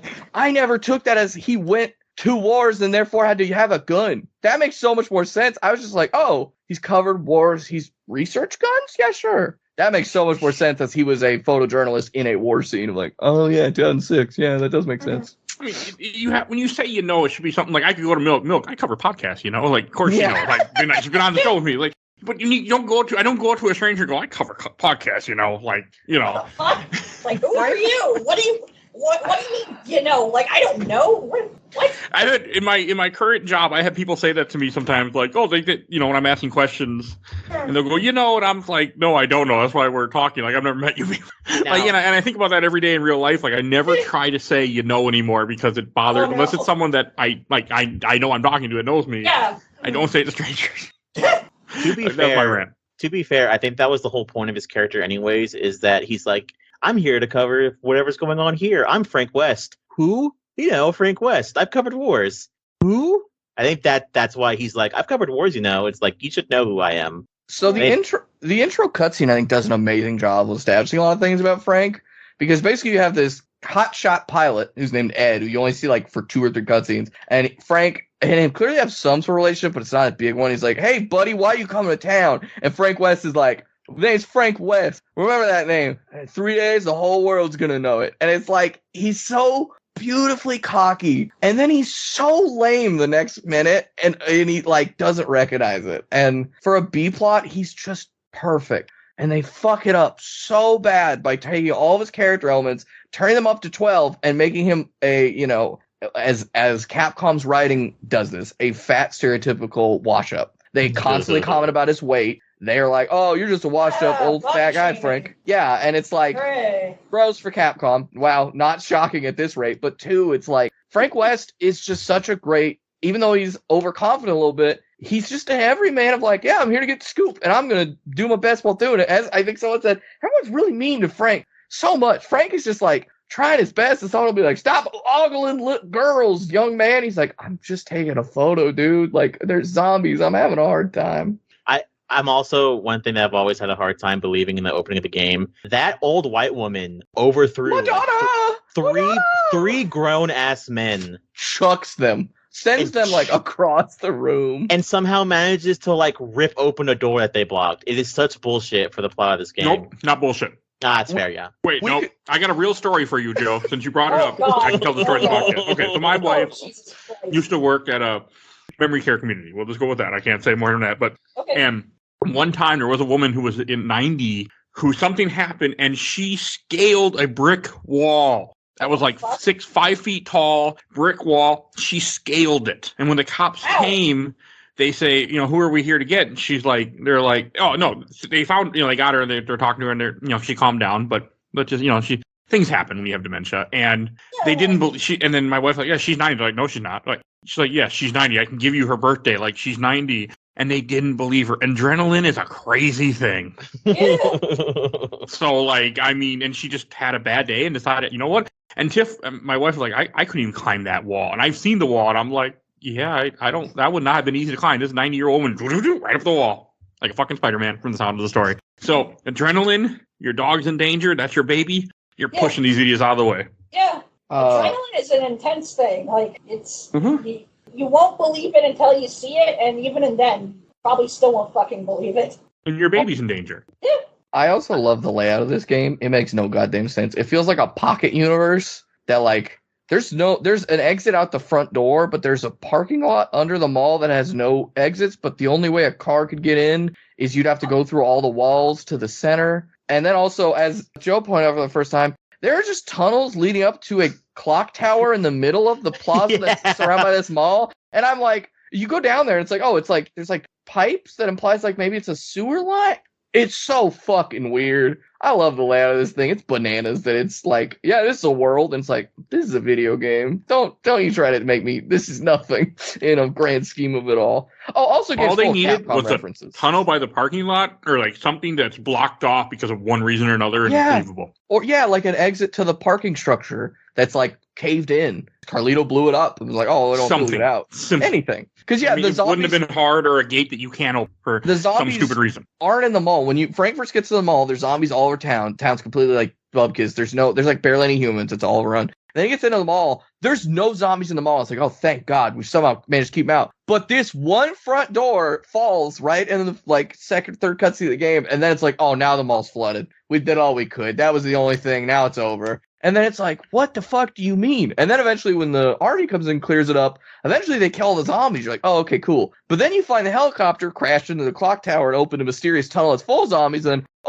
mall's full of zombies again. And it's like, what the fuck are we doing here? What is... How they got out of that hole, I don't know. But hey... That many that they're flooding the mall? Because also, when you fly in, one of the achievements called Zombie Genocider, they have a line where the pilot says like, Willamette, Colorado, population 53,000, blah, blah. You can kill all 53,000. Doesn't matter. There's still zombies everywhere. It's like, listen, what are we doing here, Cat? It gets unbelievable if we start nitpicking, which I've done, obviously, because I'm obsessed with this game. But yeah, it's a great game. True words have not been spoken before.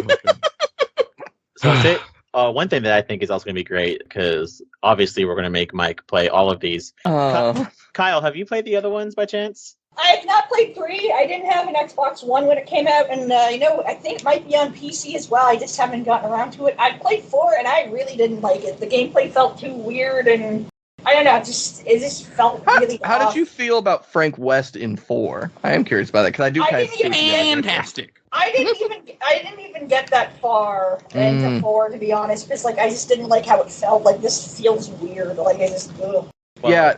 Oh, sorry. Go ahead, Joe. I want to say Dead Rising 2 has, everyone knows it has the combinable weapons, which is probably the best part of that game.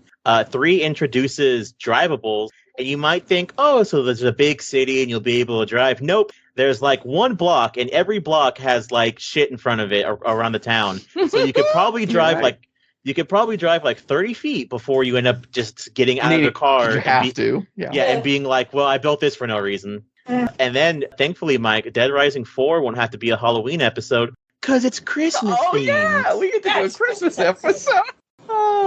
So yeah, there will come a time when I need Christmas episodes. So we mentioned it's like a soft reboot. So yeah, by the time 4's happened, I think Frank's passed, because essentially general plot of Frank West, 'cause that's all I care about. Frank West leaks the story. He's treated amazingly. It goes to his head, becomes a wash-up. There's an outbreak in essentially Las Vegas. Frank West kind of goes to cover it. Still pretty much regarded as a joke. I don't know about Dead Rising 3 because I haven't played it and I don't want to think about it right now. He's not in 3. I'll tell you right now, he's not in 3 at all. Thank God. And then 4 shows up, and basically they've like kind of alluded to Frank West has covered stuff. There were zombies, and they're reopening a wall in Willamette, Colorado as an anniversary event to like go past the horror, like overcome and have this memoriam. And then, hey, fun fact, that mall gets overrun with zombies like a week into opening on Black Friday. because of course they got to release the infection on Black Friday, and yeah. Hey guys, what happened to Willamette? Oh, it got overtaken by zombies. I have an idea. What if we just knock everything down and just make a big fucking mall out of the town?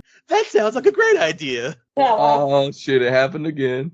If I had a nickel every time this happened. If I had a nickel every time Willamette became a zombie apocalypse, I had 2 nickels, which isn't a lot, but goddamn did it happen twice. Yeah. So yeah, I can't think of anything really beyond that. This game has some fun bonus mode, has an infinity mode. The achievements for this game are wild. It requires you to do ridiculous things that I think are stupid. I'm doing one right now. I'm standing outside for 24 hours in a row. And there's only 2 areas in the mall you can do that. And you can do it on 3 Days Survivor, which is like the main story, or Infinity Mode, which would be really hard. But like, I think this is the era of the Xbox 360 where you had to have 50 achievements, and people are like, I don't fucking know what to come up with. You stand outside and inside for 24 hours straight. Boom, achievement. There's another one. There's 20 points. Get out of here. There's 2. We're done. 4. 40 more to go.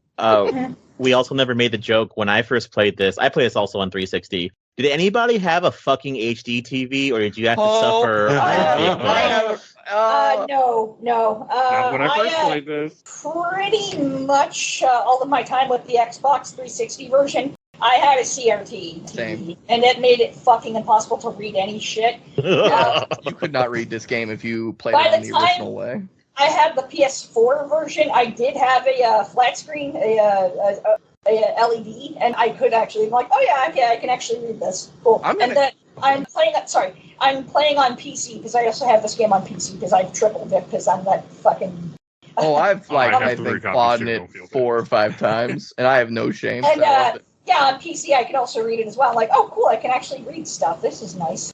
I wonder if this plays well on the Switch. I probably would. Oh, if they put Chop Till You Drop on the Switch, I'm there day one. I'm going to be the most excited person. No, it won't. And for small context, Chop Till You Drop was a Wii port of this game. It's a very different game, and I still haven't played it. And God, I can't wait. They also made a phone game for this. It's amazing, and I want to play that. But I thought about mentioning it because that was one of my favorite stories. I mentioned on stream a few times. Like, yeah, when I first played this game as a kid, I couldn't read half the things. So I would just go to follow the arrow, be like, oh, what's it going to be? And then I found Adam, and that scared the shit out of me. Because I was like, I just thought I was going to save somebody. What's going on? I don't even know what's going on. I just followed the arrow. And then I finally did get an HD at one point, and I could read everything. I was like, amazing.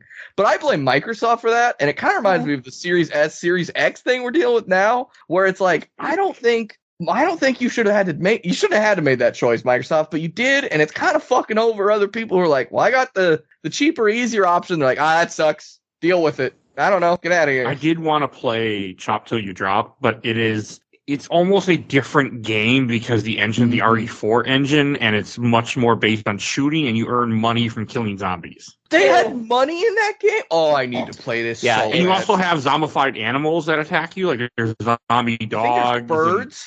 Yeah, there's lots of different stuff like that, and I want to do a bonus episode, Mike. I don't know. Please give me a reason I have to play it. There's like 2 zombies in the game at all times, so I mean it's not that hard. There's more zombies, but it's so much less. Like you can. I was going to do it, but the fact that I'd have to like program my mouse to be my Wiimote, where I gotta wiggle and stuff like that, and I just didn't want to figure it or make my controller like left and. I didn't want to deal with it. Oh yeah, there's also the convicts. Now on top of everything else, like the game doesn't do this too bad. That felt pretty racist. The convicts, they were all minorities, and it was like, I don't really think any of these guys are supposed to be white. I don't know. This game, it does a lot of things dirty, and I don't like the convicts either. Because how the convicts get out and they steal a Jeep, and it's the same 3 convicts every day. Whatever. That's a whole other thing. That psychopath was also not great for weird reasons.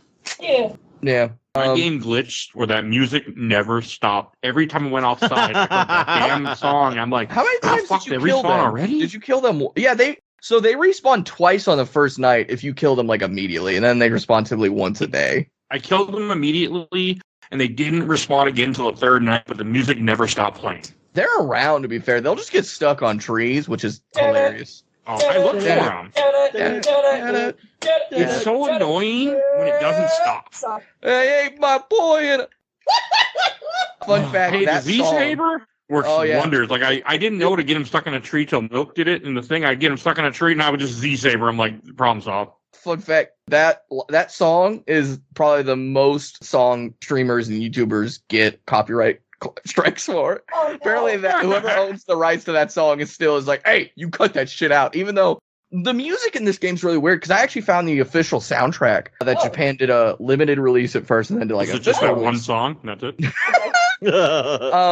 There is none of the artists in this game are prominent, which is probably like licensing money. Whoever was the studio's like, oh, we don't have money for that. But all the artists I've like never heard of outside of this game. And then some of the Psychopath music has original music by Capcom, and usually those are lyricless. But the one when you fight Sean, I think is one that is lyricless. They're really scary. Like the music they made for this game is pretty damn good. The like music for like when there's something dramatic going on, and even the mall music, it's like such a beautiful pick. It's almost like Simlish music, where it's like, yeah, this feels really 2006 country, but it's not real at the same time, and it's great. Yeah, that's the reason for you. I really like, sorry, just speaking of the music, I really like the music that plays in the movie theater of the mall. Like, I don't know, I know it's just music, but I don't know, like, it's just, that's like strangely one of the more that's actually like the most comforting thing for me in the game is that like music. It's just, I don't know, it's just kind of nice. I can send you a link to the soundtrack if you just want to listen to that one music song, because it's on there. Yes. Mike, He's lying. All he wants to hear is that rap. Just play that one over and over again. Something about Infinity Mode, because Infinity Mode, I have a weird relation with certain shops, because basically in Infinity Mode, the way it works is your health is slowly draining. There's no infinite food, so you have to go around and fight people who were previously humans, but now are fighting you and they have different weapons. The first one you kill is Otis, which is so hilarious. 100% Otis is the first person, so you can go, you fucker, you stop ringing me, and you murder him. I have no doubt in mind that was intentional. But there are certain shops that like have safe rooms that zombies cannot get to because there are doors you can close and stuff. And the movie theater is one. I spent so many hours just chilling in different movie theaters, looking around, just being like, oh, movie theater. It's like a nice little safe liminal space for me because of Infinity Mode, which is bananas. Because, man, playing this game for 14 hours straight, back on the Xbox 360, when your Xbox 360 could overheat in Red Ring of Death, that was fucking bold, Capcom. You wild bastards. Well, I don't think they knew about that yet. Oh, yeah, it's fair. It's not when they were developing. Because this isn't 2007, I guess. I think 2007-ish is when the Red Ring stuff really started to come out. Yeah, and they were developing it before and stuff. Yeah, so. The Red Ring was. But, like, 14 hours, you can't say. I mean, this is also early. Like, we don't know what to do with achievements. So we're just going to, make stuff. Some of the achievements... But, like, you can't save. Achievements are very much like, hey, we want you to fully experience this game, I think was kind of the intent with some people when they were coming up with achievements. And, hey, Infinity Mode is kind of cool. It's not that cool. No way. There are people, though, like, and I think I have Stockholm Syndrome, and there are people who still have Stockholm Syndrome because you can go to mods for this game on the PC now. There is a mod to make a save point, and it only works for Infinity Mode. It breaks basically the game. I don't even know if you can get achievements, but basically you can then play, and they make food, like one infinite food spawn, so you can just play Infinity Mode forever. And after 18 days, survivors stop spawning. Wow. And so, yeah, you just walk around, killing zombies, grabbing stuff, and that's it. You never get to stop playing Dead Rising. Because on all the other modes, you eventually run out of time. Any mode? Yeah. You just keep on going. Hey, I've got something weird for y'all. Mm-hmm. Yes. So for Chop 2 Drop, there's a zombie poodle, which is modeled after the poodle from the opening. Yep. Zombie parrots, zombie parrot, that's it. as well as zombified versions of Joe, Cliff, and Kent, which are replacements. Also, Paul is not present in any form. Joe has two tasers that she holds that she runs at you and like looks like a frickin' that she should be in a Devil May Cry game. Cletus, like a tank almost, which is weird. Cletus is savable after defeating him, which he sells guns, skills, and magazines to Frank.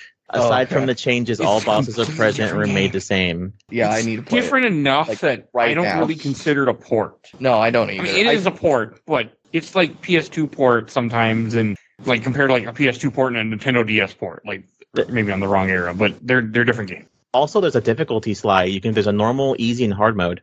That bothered me if there wasn't a slider. I'm going to play this game on stream, and I'm probably going to play a game for like 100 hours and then be like, I hate this. All right, back to the rhythm. But it's just when I would love to try and figure out the math. I mean, just doing Infinity Mode 14 hours, 14 hours, 7 days alone, I've probably put over 150 hours in this game. Total time my entire life, it's probably in the thousands. Like, I have stared at the PNGs of background box art, being like, look at this duck with glasses. That's a good On duck. stream. Yeah, on stream. I It's saw great. it. I was It's there. amazing.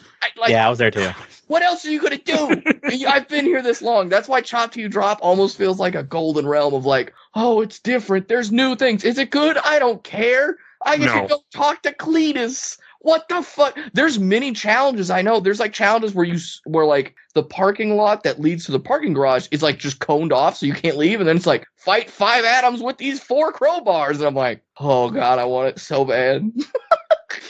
One day. One thing that we haven't talked about yet, but probably our last thing maybe, but what else? It would be overtime mode. Like for me, overtime mode, the game ended and then overtime mode just picked up right away because I did what I was supposed to do. And that felt nice because it didn't feel like I beat the game because there was like, the game just kept going. And overtime is essentially an epilogue, like 1 day plot of how Frank and Isabella escape the mall. Once you beat the first 3 days, you go to the helipad and then it crashes. Frank like kind of in the best ending.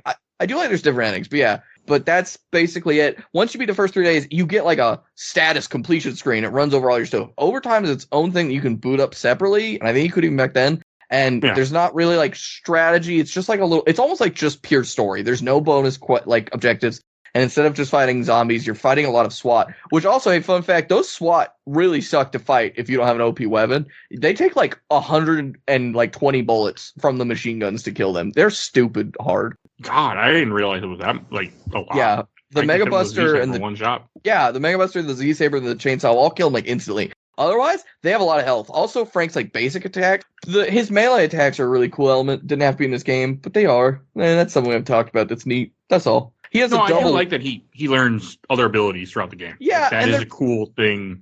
I think they played really well in the self-awareness of how wild it is, because like there's a move where you climb on top of zombies and then walk across them like they're a squishy, weird moving floor, and it's amazing and very useful, but also very funny. There's it is. There's a head crash one where you basically like almost like WWE grab them from the back of the head and bring them to the ground, and their head explodes. A very gruesome game, but it's aware of what it's doing. There's a double area where Frank just spins in circles, and anything you're holding in his hand, he'll spin it. So that double chainsaw, he'll just spin it, and then it just goes flying. It's amazing. But you anyways. need that to beat the final boss. Oh yeah, because the final boss, it's all hand to hand, unless you bring in the Spitfire like I did, and then you just spit on him for 2 minutes. I saw that. He's unlocked. That's so bananas. Anyway, overtime mode, I got almost screwed, and where I thought I wasn't going to be able to finish it because me being stupid.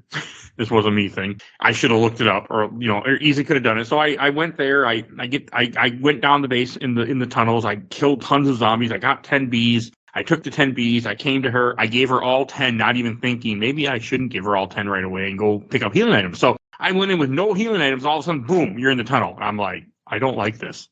I can't remember either. It's such a weird thing. Like the ending of overtime, I was like, how does that play out again? And then I did. I was like, oh yeah, I'm just in it. All right, fair enough. It's a weird. I wasn't prepared for it, and like when I went down there, like I wasn't holding her hand right away. And if you do not hold her hand, you might as well just put the controller down because you're dead. Because you don't have any weapons. Like this whole game, I'm playing with the Z Saber. Wait, maybe I had my Z Saber. Yeah, you get the stuff you come in with, so you probably had Z Saber. I just had no health in that, and part of the way I play this game is I'm constantly healing, and I usually was full on. I usually had like 6. Did you take all 10 bees to her at once? Yes. Yeah, so you had like 3 items. Don't do that. No, don't do that. Take a 9 and go walk away and go do some stuff and come back. If I would have looked it up and been like, hey, as soon as, like, I thought it would give me an option like, okay, when you're ready, we can go, not, okay, let's go. And I died, and then I also was hurt too. I wasn't at full health because I took damage, getting back. I was like, no big deal. I mean, I figured the game would be like a normal game and be like, are you ready to do this? There's point of return. Nope. Just, you're there. So yeah. But, I mean, you have a small part where you just, like, escort her through a tunnel, which bothered me because there's zombies everywhere. But the idea that she made this deodorant thing that keeps them away. But it's still, I was very uneasy. THQ made Chop Till You Drop, which I'm bringing that in context of this because the overtime fight where you are in a tank shooting, or when you're in a machine gun shooting a tank, felt so out of place, and I think Chop Till You Drop, a lot of stuff they add feels very much like that, where it's like we're gonna add all these fun little wacky things, and it's like, to be fair, if you play almost any game you play the 2006 era, like early 360 and even later 360, turrets are a thing. almost every game. Oh yeah, It just every game had to have your turn sequence for some reason. yeah. I like that they had it, and I think it was important to tie it to loose story ends. But I think by itself as a standalone thing, it's like again, it's like yeah, it's fine. I don't know. It's I mean, not what like I did 3-day. when I got to the tank fight, I actually put down my controller and picked up my mouse and did it with a mouse. Yeah, I did that too. Actually, it's the first time I've done it, but God, it's so much nicer. Told me to. They're like, yeah, they're like, we just use mouse and keyboard. I'm like, it's so simple compared to like a controller. I was taking a lot of damage. I'm like, I'm missing things, so I'm like, fuck it, we'll do it with mouse and perfect. I bought because I've wanted to buy it and it's been around for a while, but I bought a officially licensed Xbox 360 remake, like re-release controller. Okay. It's a company that Microsoft's been pairing with to do some like anniversary releases. Like they released the Duke like a year or two ago. Yeah, I own a Duke. I own a Cortana limited edition Duke because God, I love that thing. It's not a limited edition anymore anyway. But regardless, I bought the Xbox 360 controller. That's how I've been playing it. And I will say, two things that have not aged well is all the writing, which was already aged like milk when it came out, and then also the gun aiming. I'm not gonna lie, it's trash. Yeah, it is. It's fine for 2006 at best, but it's nothing by today. And even by 2006, it's not that great. Like Resident Evil 4 was like a year and a half before this, and that was fucking better. Hot take? Maybe it's like the Silent 2 theory of like, well, yeah, Frank West, he knows how to fire guns, so it's not gonna feel buttery smooth. It's gonna feel stiff and awkward, and that's also why guns are OP. I think guns outside of the Mega Buster, I think are pretty nicely balanced. So, like the shotgun can be powerful if you get a headshot. Oh, yeah. You get that headshot, and the sniper rifle too, like that. Yeah. Power, like especially if you're just fighting zombies, like headshots. Also, mouse and keyboard controls are wild. That's another. That's weird. I've tried it. I've tried a few times. Every time I'm like, yeah, you definitely you made this a thing. You sure did. There's too many controls, and I wasn't gonna. Yeah, I'm careful with what games I do mouse and keyboard. Really, only third-person shooter. If you're not a third-person shooter, well, and RTS. But other than that, like I'm playing with controller. Like I don't fuck around. I mean, there's other stuff too, but I don't play it. Yeah. So, Mike, I think I need to know: are you gonna do Dead Rising 2 and Dead Rising 3? I don't know. It just depends on if you push it enough. No, I'm not if it means I have to play 3, I can't. I'll play Chop Till You Drop bonus episode for 30 minutes. I'll talk about that game and all that, but then I have to play through that whole game, and that whole game is I don't know. You do. You can probably just watch it and be enough, and I can talk about it because like it's basically just this, but with those weird twists. But I play it. That's fair. That's very you. I can find me a level 50 save. Uh-huh. I might be on board with you. So.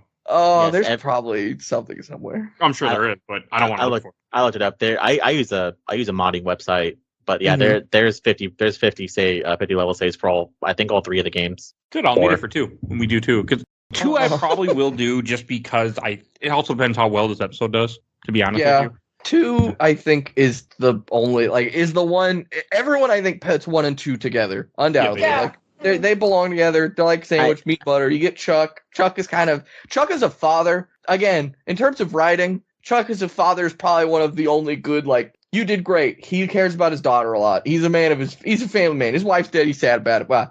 But everything else is like, oh, you fucked this up. It's shocking. Even though it's not a Japanese studio at that point, I think. I low key kind of like the not real version as well, more than the second one. Off the record? Yeah, I kind of like Off the Record more than 2, honestly. I think that's a lot for people because it's so different. Also, like I was surprised when I was watching videos and I found out that Kent was a psychopath, and there's 2 different ways that goes. Like I was not expecting the one where you get chained up and like you're naked and running around a fountain fighting them. Actually, there's 3. If you turn in a bad photo, he just like laughs at you and leaves, and then he disappears. And it's like, okay, thanks, Kent. Fuck in off. This playthrough, as soon as I found him and he started talking to me, I just killed him. I'm like, I know where this is going. You're just dead now. Like we're not even gonna I don't care. You're dead. Kent is probably one of the most, I'd say, memeable psychopaths. Everyone else has their little bits, but Kent as a whole is like, fuck you, Kent. They did such a great job at making Kent suck. And then they couldn't do it right for anyone else because it's like, oh, now we got to just be on, oh, he's a cocky asshole. That's hard to write. Cocky asshole, easy. Everything else, I can't make this evil character have depth outside of, unless it's the main story and I really put a lot of time and effort into it. But like, you could have taken Joe and just been like, yeah, she was a cop. Now she is authoritarian and is like, kind of like, Sean, but more realistic. Like, we have to have order. Everything needs to be done, and these people were eating food too quickly, and we need to ration it. Like, that would have been a great character of, like, cop who's kind of taking their power trip too far. That would have been great in 2006, maybe.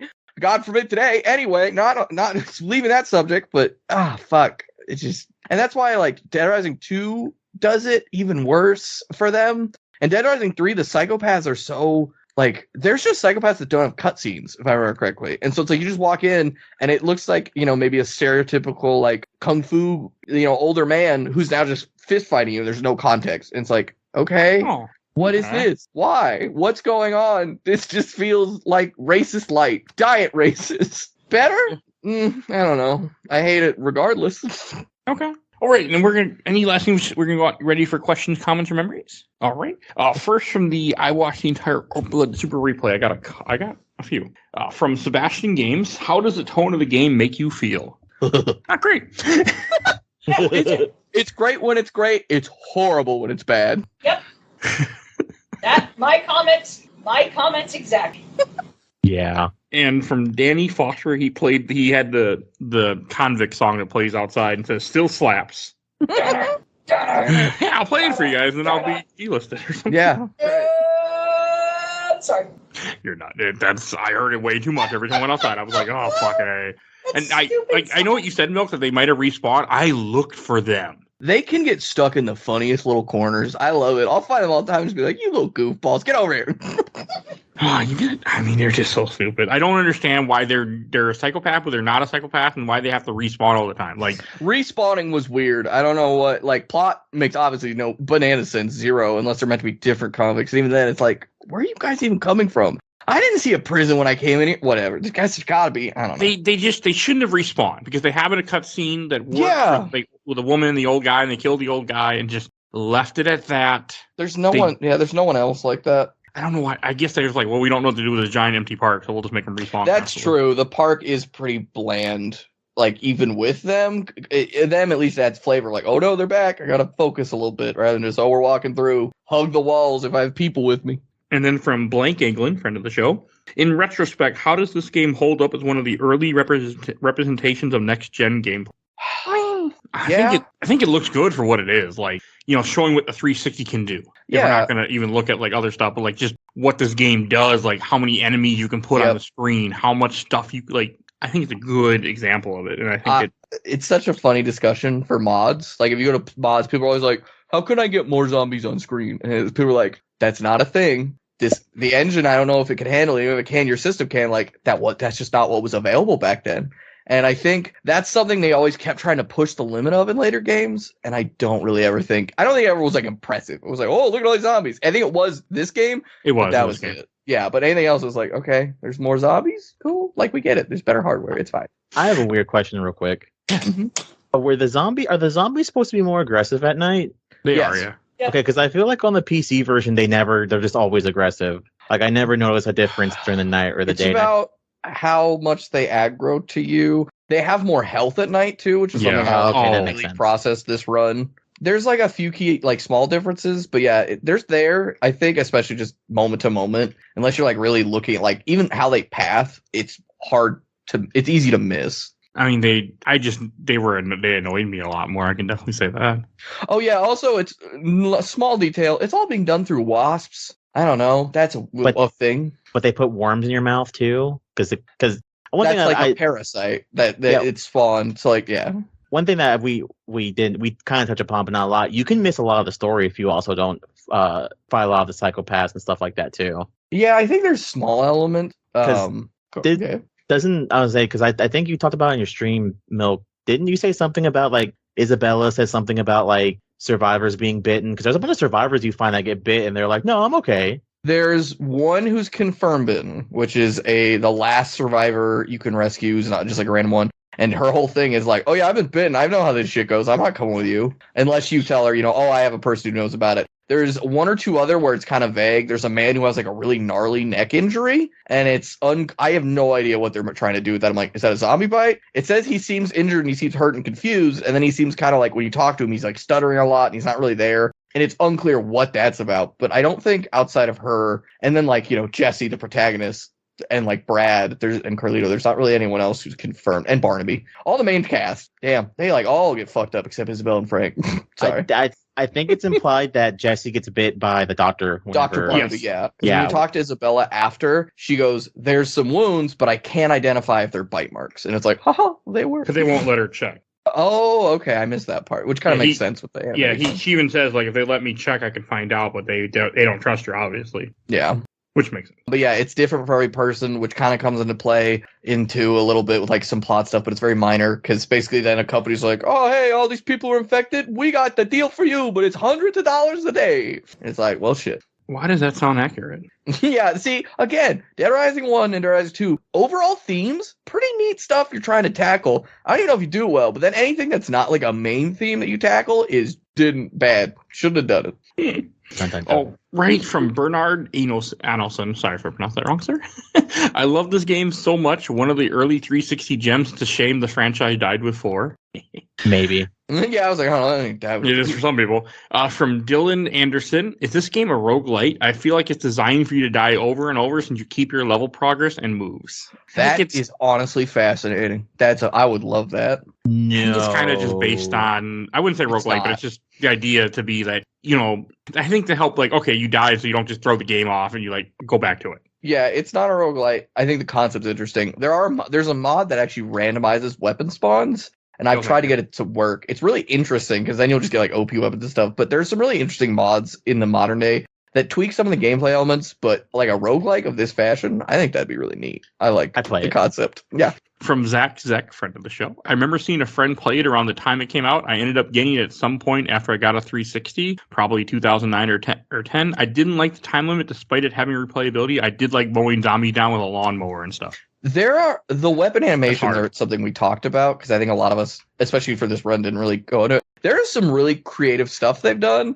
and then some stuff that's just fucking over the top. Like I've showed, there's a shower head you can get, and the whole way it works is you put in a zombie, and then blood just starts pouring out like a shower. It's so over the top. But then there's like a drill bit where it's like one of those giant mechanized drills for like, I don't even know what it'd be used for, but you like shove it through a zombie, and then he starts spinning. And then you can just walk around hitting other zombies with him and you get kills. And then slowly all his limbs start falling off. And then eventually you can throw it off. Like they came up with a lot of really cool stuff for all the objects, at least a lot of them. Even like the small details, like, hey, here's some guitars. Go pick them up and hit zombies and make guitar sounds. It's like, what the fuck? Also, it's an electric guitar. It's not connected to anything. What are we doing? Why is this making sense?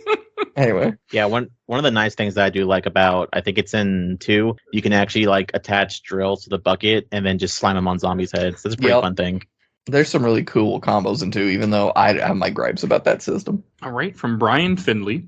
Well, I'll never notice, but Frank looks like he's exploding and half disembodied on the cover. Fun game, though. Definitely got me interested in that new gen when it came out. The concept art and a lot of the art they use for like the promotional stuff is so, I love looking at it. It's so different from, I think, this game in a lot of ways because it went through so many iterations and like the story and the universe like tone that it's really interesting to see how they sort of mashed what they had together by the end and be like, all right, this is how we're going to publish and promote this game. I was going to say, on the cover, Brad is a zombie, and he's the only zombie not attacking Frank West. What? Yep, it's the zombie wearing a yellow shirt. That's Brad as a zombie. Oh, okay. I never noticed that. Another like one of the things that kind of is like the chop T drop, the survivor who you can't save, who Cletus kills. After that event, he then spawns as a zombie. But if you don't do that, that model won't spawn, which I think is That's pretty cool. I do think it's funny that the person he shoots my God, you're turns right, into dude. a zombie. Yeah, I think it's pretty iconic. But you're right, that is Brad. Yeah, Wow. it's just Brad. All right, and At least it very much looks like Brad. here's a good story from Jeff Tennell. I have never laughed harder than watching my friend and his brother play this game. The lawnmower, he played through, found it, and mowed the zombies over. Dies, and next playthrough, he's like, I'm just running the door and mow them. Child's play. Then proceeds to be next to the mower and not behind it, so he lifts it over his head and starts swinging it like a blunt weapon.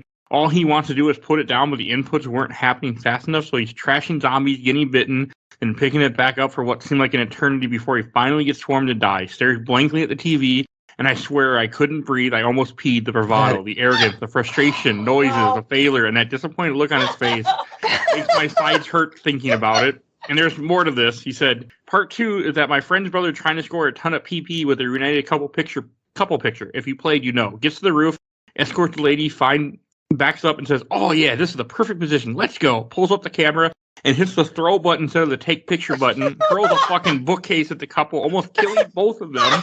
I had been drinking beer, but most of it ended up coming out of my nose. After catching my breath, he turns his point and says, "Man, I missed my PP." Again, laughter for much longer than a 20-something should have at that comment. That's actually really fucking funny. That is a beautiful, like, classic gaming story. Oh my god. Yeah, one, the notion that they called this PP and that made it all the way through is just silly even today. Like, I can't, it's hard not to like PP. Two, the way they handled objects that are basically like drivable, and especially ones that you could pick up, is so jank. Like the shopping cart, like, God, I don't know what system is like, oh yeah, if you use it once in its original, like before it's touched, basically, it's fine. The second it's moved at all, it's now, oh, you got to pick it up and set it down if you want to use it. And like in the middle of a zombie, it's like, who the fuck is like, yeah, this works. This is perfect. I 100% believe that the only reason why the zombies in the basement have those little like flammable things is to blow up your car so you can't keep driving through them all the fucking time. Oh yeah, and also 100%. like helps with it makes it cool because those, what even, I haven't looked at those in a minute. What the fuck even are those? Why are there just cylinders of explodable whatever? It's not helium, whatever. It's America. America and in-game, this is a game mall, thank you. We have to have explodable objects. This is how we did it. Mm-hmm. From Lucas Lanucci, the one true Dead Rising game, if you ask me. Dead Rising 2 comes close but fell short in some areas. 3 is okay, mostly dumb fun. 4 is terrible. Dead Rising 1 strikes that perfect balance of all the elements. I also feel like it's the only one that feels fast and satisfying to control, and your camera isn't so zoomed in on your character. I don't know, I could go on about it, but it is the Dead Rising to play. Milk, why did you make a new Facebook account just to post here? What you think?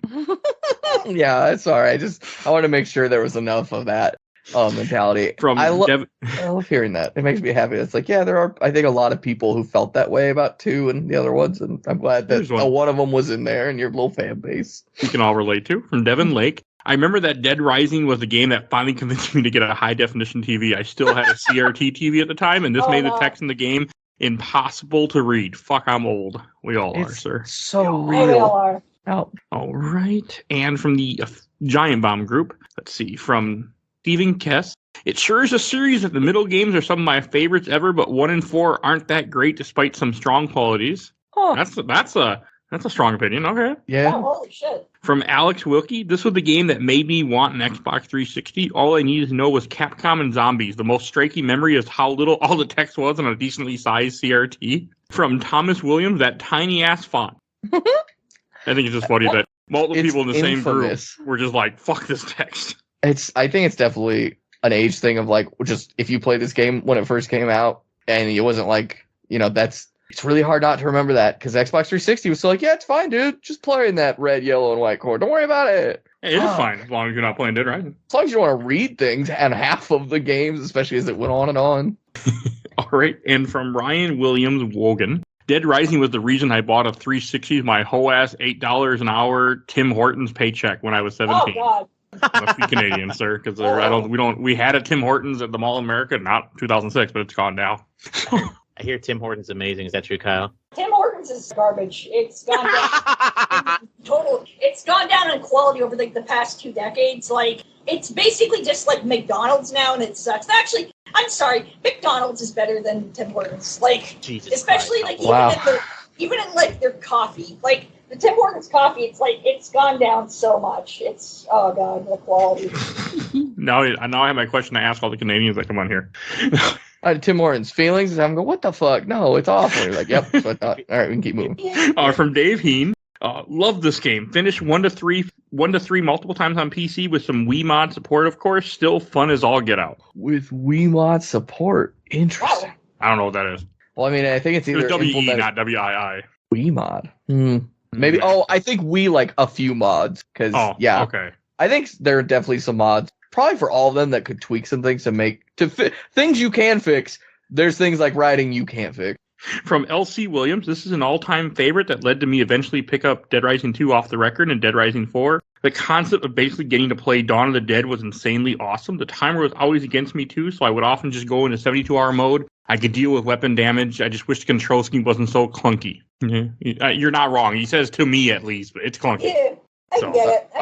I want to hear. I want to hear the first time you moved Chuck in 2, and then just be like, From Jim Price, I preferred the second one, but these are really fun games. From Mike Amari, my wife and I had just started dating when the 360 launched. This game was why she pushed me to get one. Even though we were saving for a wedding, we love zombie movies, and she wanted to watch me play this. It's also the reason we got our first HD TV, since the text was so tiny. I remember being frustrated by it until a buddy of mine basically told me just let it go and allow missions to fail and not trying to avoid starting over. Once I embraced the gameplay loop, restarting with increased stats to get further in the next run, I started to absolutely love the game. I would revisit it in 2008 and spend the better part of that year trying to get every achievement. It's probably the game I replayed the most. Fun fact, this is built as proof of concept for Mega Man Legends 3. Keiji Inafune built the system specifically for what he would need for Mega Man Legends 3. That never happened. That's what he says, too. The mechanic of dying and restarting being part of the gameplay loop comes from another Capcom game, Breath of Fire Dragon Quarter. I love the Dead Rising games. Weird Yeah. Never played Dragon Quarter. I own it. Never played it.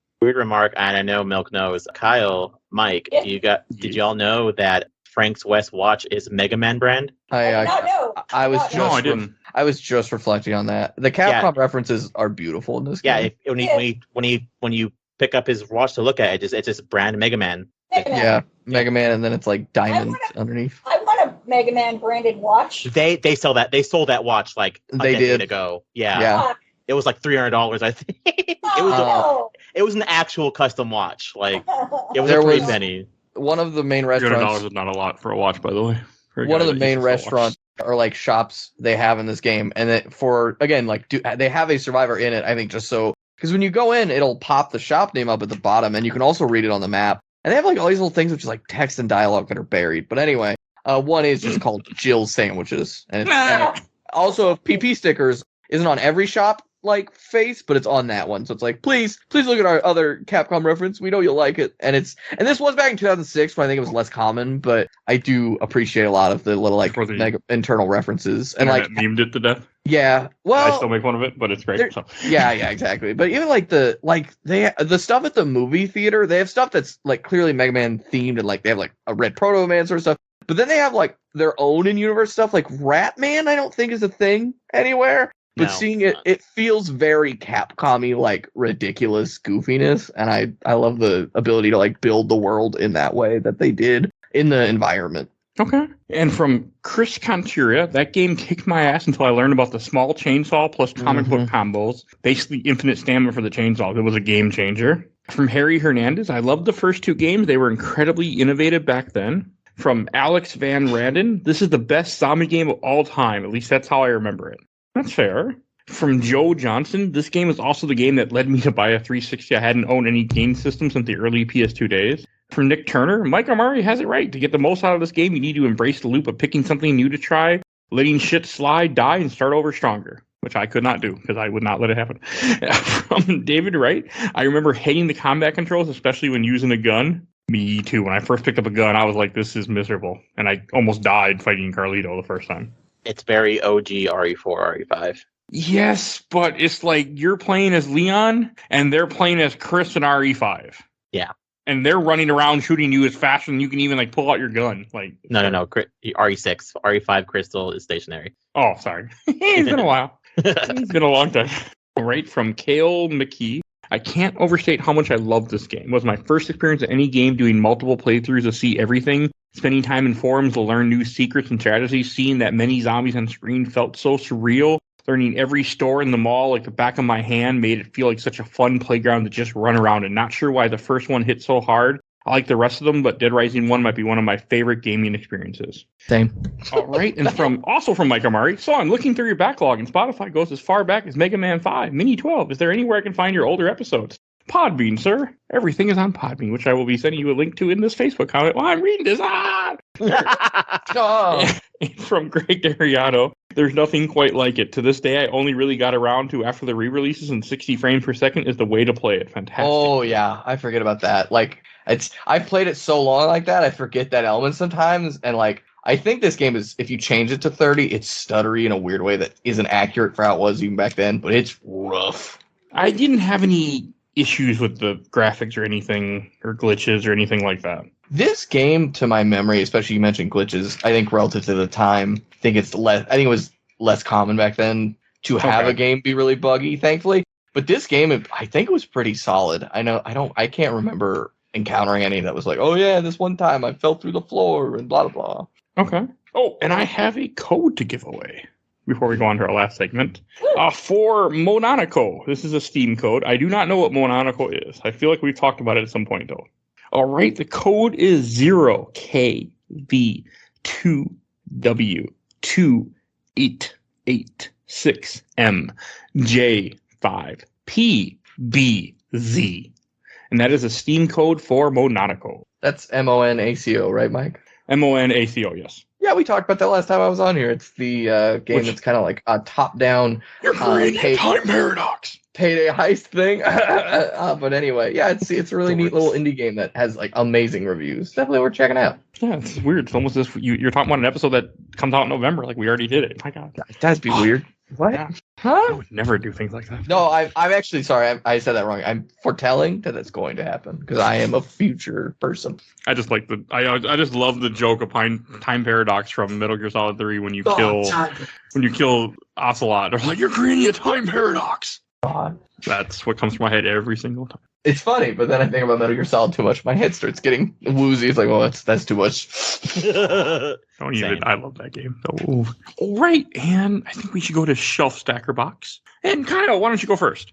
Okay, I would put this on my shelf. This game has flaws, but damn it, I still love a lot of it. I think the gameplay is really weirdly satisfying, and like, for all the things I don't like in its gameplay, I don't know. It's still fun and satisfying. It just still scratches that itch for me. Yeah, this is definitely going on my shelf. All right, and Mr. Joseph.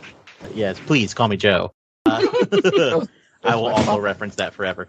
This is also going on the shelf for me. I know a lot of stuff that bothers you, Mike, which is also never an issue. I never judge anyone for having mechanics they hate in a game. It's completely understandable, especially with this one. But the breakable weapons in this, I don't mind. I'm a big fan of Breath of the Wild, anyways. And a lot of the same thing is, as long as you don't let anything bother you, I never mind seeing like 3 survivors just died. Whatever. Oh my God, she just got her face bitten off. Oh, that's their fault. So I don't mind picking this up every once in a while. Even though I didn't beat it, I might actually beat this. Attempt to get. I think I needed 8 more Wasp Queens to beat this. So I'll probably do that real quick and at least have it marked off that I beat it on my Steam. You should. I mean, it's short, but just run through the stuff. The final boss is not that bad. It's worth doing. The ending cutscene is also, I don't know. There's something about seeing Frank just scream into the sky feels iconic in a way that's tank. Yeah, it feels like the most almost out of place in this whole context of what even we just needed to end this, didn't we? He just starts screaming. I'm like, okay, Frank. How to get out of there, I don't know. But yeah, we just don't ask questions anymore. It's okay. It's never answered, so it's okay.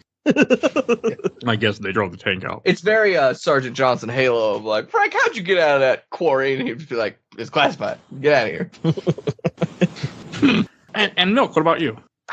I don't know. It's on the shelf. Who would have thought? I feel a little bad, I think, for this episode in particular. I feel like I've kind of gotten better at being like, oh, really, chill out. But this game is one I can't. Oh, no, you're fine. Get passionate about. Sorry to interrupt. Part of the show is getting people who love a game to talk about that game they love. And if it wasn't for you, you wouldn't. I experienced more of this game because of watching your streams before playing the game, which is the right way to do it.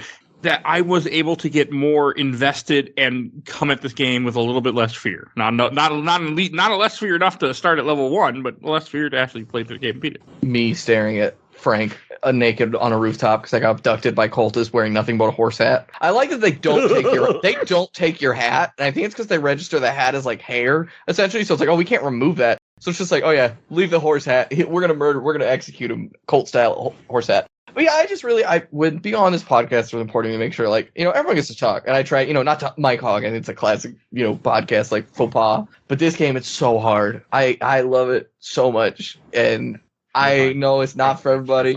And it's something else, but it would be the first game. If I could only have one game on a shelf, it's probably Dead Rising. I own Dead Rising Xbox 360 for the European release because I took a trip to Europe about a year ago, and I was in a game shop, and I was like, oh, they got it. I'm taking it home. Hey, I get that. If I go to Japan, the one souvenir that I know I will buy and bring back with me will be a copy of Chrono Trigger if I can do it. My wife will look at me like I'm crazy. No, but I it's will so do it. beautiful to have that. I think I also have a Japanese copy of Dead Rising. Yeah, of course you And do.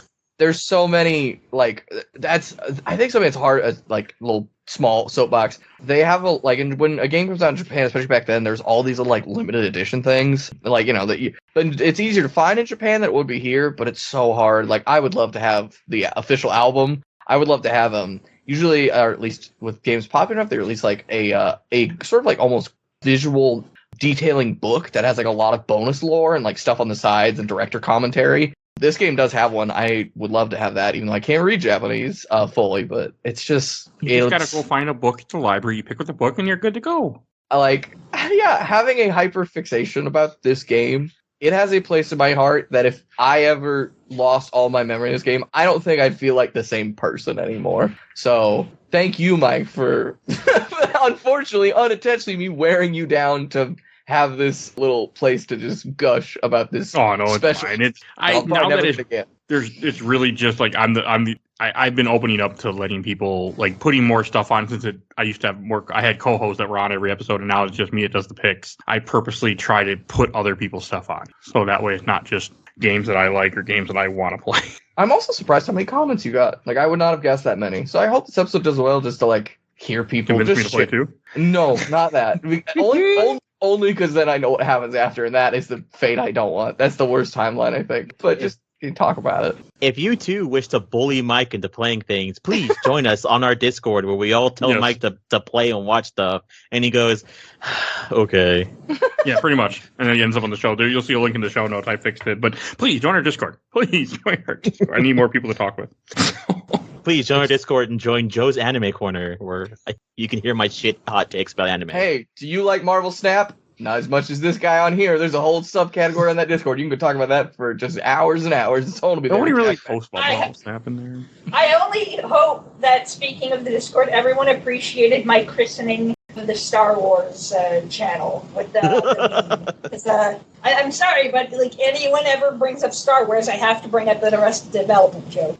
You're all good. I am a lover of Star Wars way too much lately. But all right, and I'd say the best for last. I'd say the most positive take about this game for the last. I'm 100% kidding. This game's going in the box.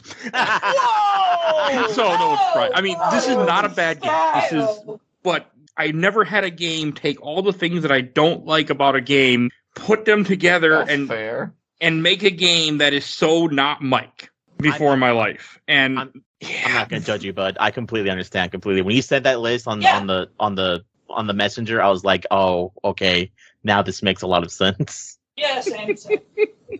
It just was a lot of things that I like. I knew I didn't like time limits. I knew I didn't like breakable weapons. And again, the breakable weapons are not a big deal on this, but as I was playing it, I learned I don't like being surrounded by hordes. I don't like, feeling so weak and defenseless as I did at times. There were just so many different things in this game that made me feel uneasy and uncomfortable. The lack of checkpoints, because 2006 they decided they didn't need it for this game. I mean, a little thing, or yes, I can save different save slots, but I'm like, I don't want to be scared that I'm saving at the wrong time. And I was also thinking if I played this game legit the way that, you're supposed to level 1 and saving survivors to get experience, like I didn't, it made me too uneasy. And this is the first game on the podcast where I felt very, very like, I don't know if I can do this. Like I'm just going to have to watch a YouTube video because I just can't play it. And then when I found that level 50 save, it let me experience the game in my own way. And I had fun. Like I didn't have a bad time. I was annoyed at times, sure, but I had a good time. But still going to the box, I've never playing this game again in my life. So I think having my side of it and really emphasize also kind of what Alex touched on earlier, like I'm glad you got to experience this game. Period. I don't care if it was level 50. It'd be wild to be like, like I think there are elements of it that I think is sad when you're talking about a game. It's like, oh, well, I didn't rescue a single survivor. It's like I rescued a few. I know you did, but like if you had said that to me, I would have not been like, well, Mike, you didn't play the real experience. But it's an interesting because like when we talk about these games, it's like I try to really get into every little detail of like what is there to like reflect on it. And so I'm glad you got to, and it makes me happy that you can't just sit there and go, yeah, I played it, and it's in the box. And I'm like, my heart breaks, but I'm also very happy that you just played it and you have a feeling about it. It felt good to finally knock off something that's been on my list to play since 2006 when I first saw it. I bought this game years ago for $10 or $15 at GameStop. with the intent to play it. Like, I have been wanting to play this game for years, but I was always nervous. Like, I started it back in the day on my 360 at, like, let's say 2010, 2011, when I was an achievement whore. I started it. I played a little bit. I died, did the opening a few different times just to level up, and I was just like, I'll get back to this.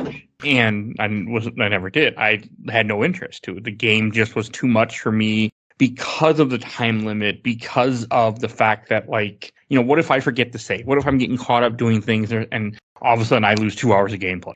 And that bothers me a lot as a gamer. It's not a thing that I'm okay with. So yeah, but no, I'm glad I experienced it. I was glad I was able to be level 50 because the stress was not there. And the Z-Saber is fucking wonderful. And without the amount of trouble I had with this game, I can't imagine playing this game without the Z-Saber and the Mega Buster. Because when bosses came, I Mega Bustered and then it was over with. The Z-Saber having the blue chainsaw, I think, is enough of a suitable thing. And I'd say even better in terms of how it, like, swings, depending on what you're doing.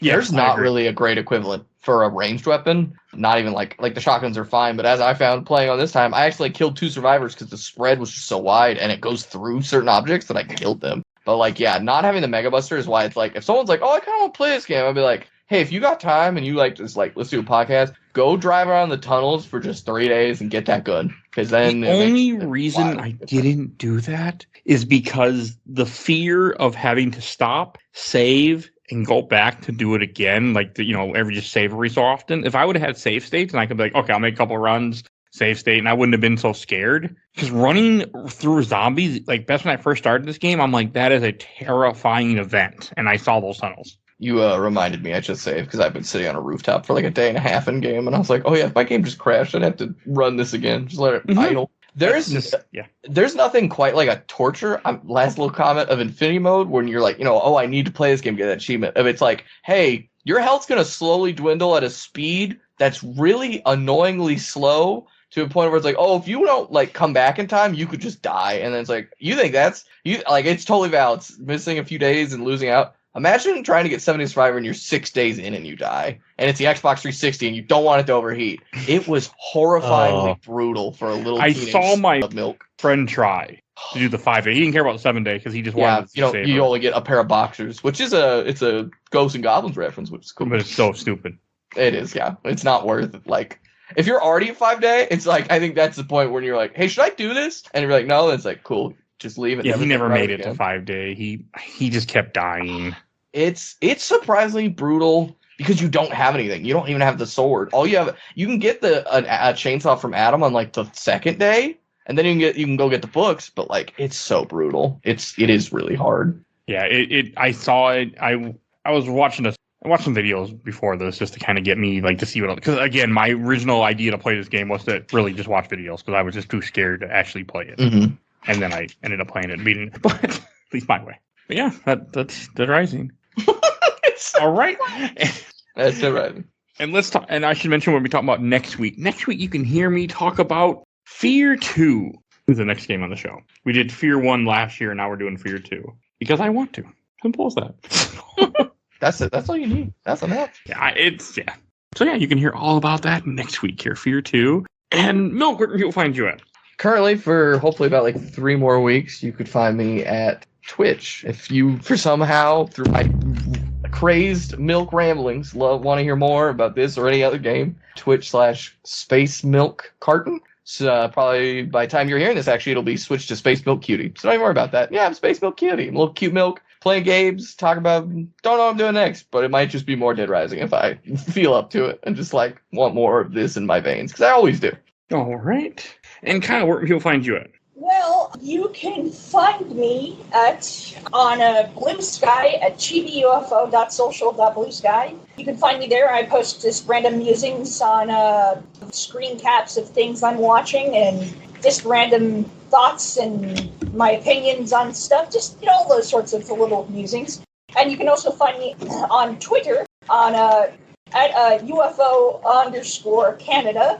You can find me on there as well, just doing the same thing as Blue Sky, just posting my musings and such. You can also find me on Instagram if you care about random pictures of stuff, video games, and just the average life of a transgender nerd who just, in their 30s, being, living life. But yeah, you can find me on those different little platforms. You can also, if you are interested in film stuff, You can find my letterbox at Kyle F on Letterboxd. You can tell it's me because I'm wearing a baseball hat, a baseball cap and a mask, a blue mask, a face mask. Anyways, yeah, find my reviews of various films on Letterboxd as well. But yeah, you can find me on all those platforms. All right. Great. And if you enjoyed this episode, you can find over 500 others, as I told the guy earlier, on Podbean. Everything is on Podbean. Just go to our Podbean website, search Games My Mom Found Podbean. You'll find it immediately. I guarantee it, because I've done it. And you can search everything we've done on that page. Type in anything you want. Star Wars, Batman, Dead Rising. You'll find this. And who knows, maybe there'll be other ones, depending on when you listen to this, how many years pass. But you can find everything that we've done on there. We do lots of movies, comics, TV seasons, whatever people ask me to do and are convinced me to. So that's how that works. So definitely go check that out. As I mentioned earlier, we have a Discord. Please join our Discord. You can chat with us. If you want to support the show, we do have a Patreon for Little Dog. You can vote in our Patreon polls. Right now we have a horror poll, which is... I do not remember. Oh, here it is. Hereditary, The Witch, Texas Chainsaw Massacre, or the first Texas Chainsaw Massacre, 1974. So you can choose what movie we're going to cover. I do a poll every month, so you can support the show for little as $1. And want to give a shout out to my awesome intro and outro courtesy of Helena at Hell Hasphere. You'll see a link to all her stuff in the show notes and her link tree. And she's on TikTok, Twitch. She does a bunch of different stuff, but go definitely check her out. Want to also shout out my buddy Bill Tucker to his own podcast years ago now. Gamer Looks at 40. Definitely go check him out. He's busy talking about Earthbound for a month, which he wasn't expecting. But go check him out. And if you do want to follow us, we are on Facebook, Instagram, Twitter, YouTube, audio only. We are on Threads, which nobody really uses, I don't think. Much as they tried. And I'm on Blue Sky finally. So please follow me on Blue Sky. Somebody sent me an invite right after I recorded the last episode where I bitched about not having an invite. I got an invite. Oh, the real thing. Oh, I'm sorry. I could have just given you... I had like 3 saved invites. I could have given you one. I'm sorry. Oh, you're all good. I didn't ask. Somebody had commented once like, hey, what do you want an invite? I'm like, yeah. And then it took them a day to get back to me. I'm like, oh, cool. So now I'm in Blue Sky. I'm sorry, dude. Oh, you're fine. I didn't ask on Facebook. I was just complaining to myself. But we're on Blue Sky now, so you can see the podcast. And by the time you hear this, I should be back to posting stuff. I haven't posted shit this week because I'm in Boston, so I'm not posting because I'm too damn busy. But I'm still recording because I'm crazy. So you can go check out everything we do. Yeah, I think that's everything I need to say. We will see you guys next time. Bye, everybody. Thank you, everybody.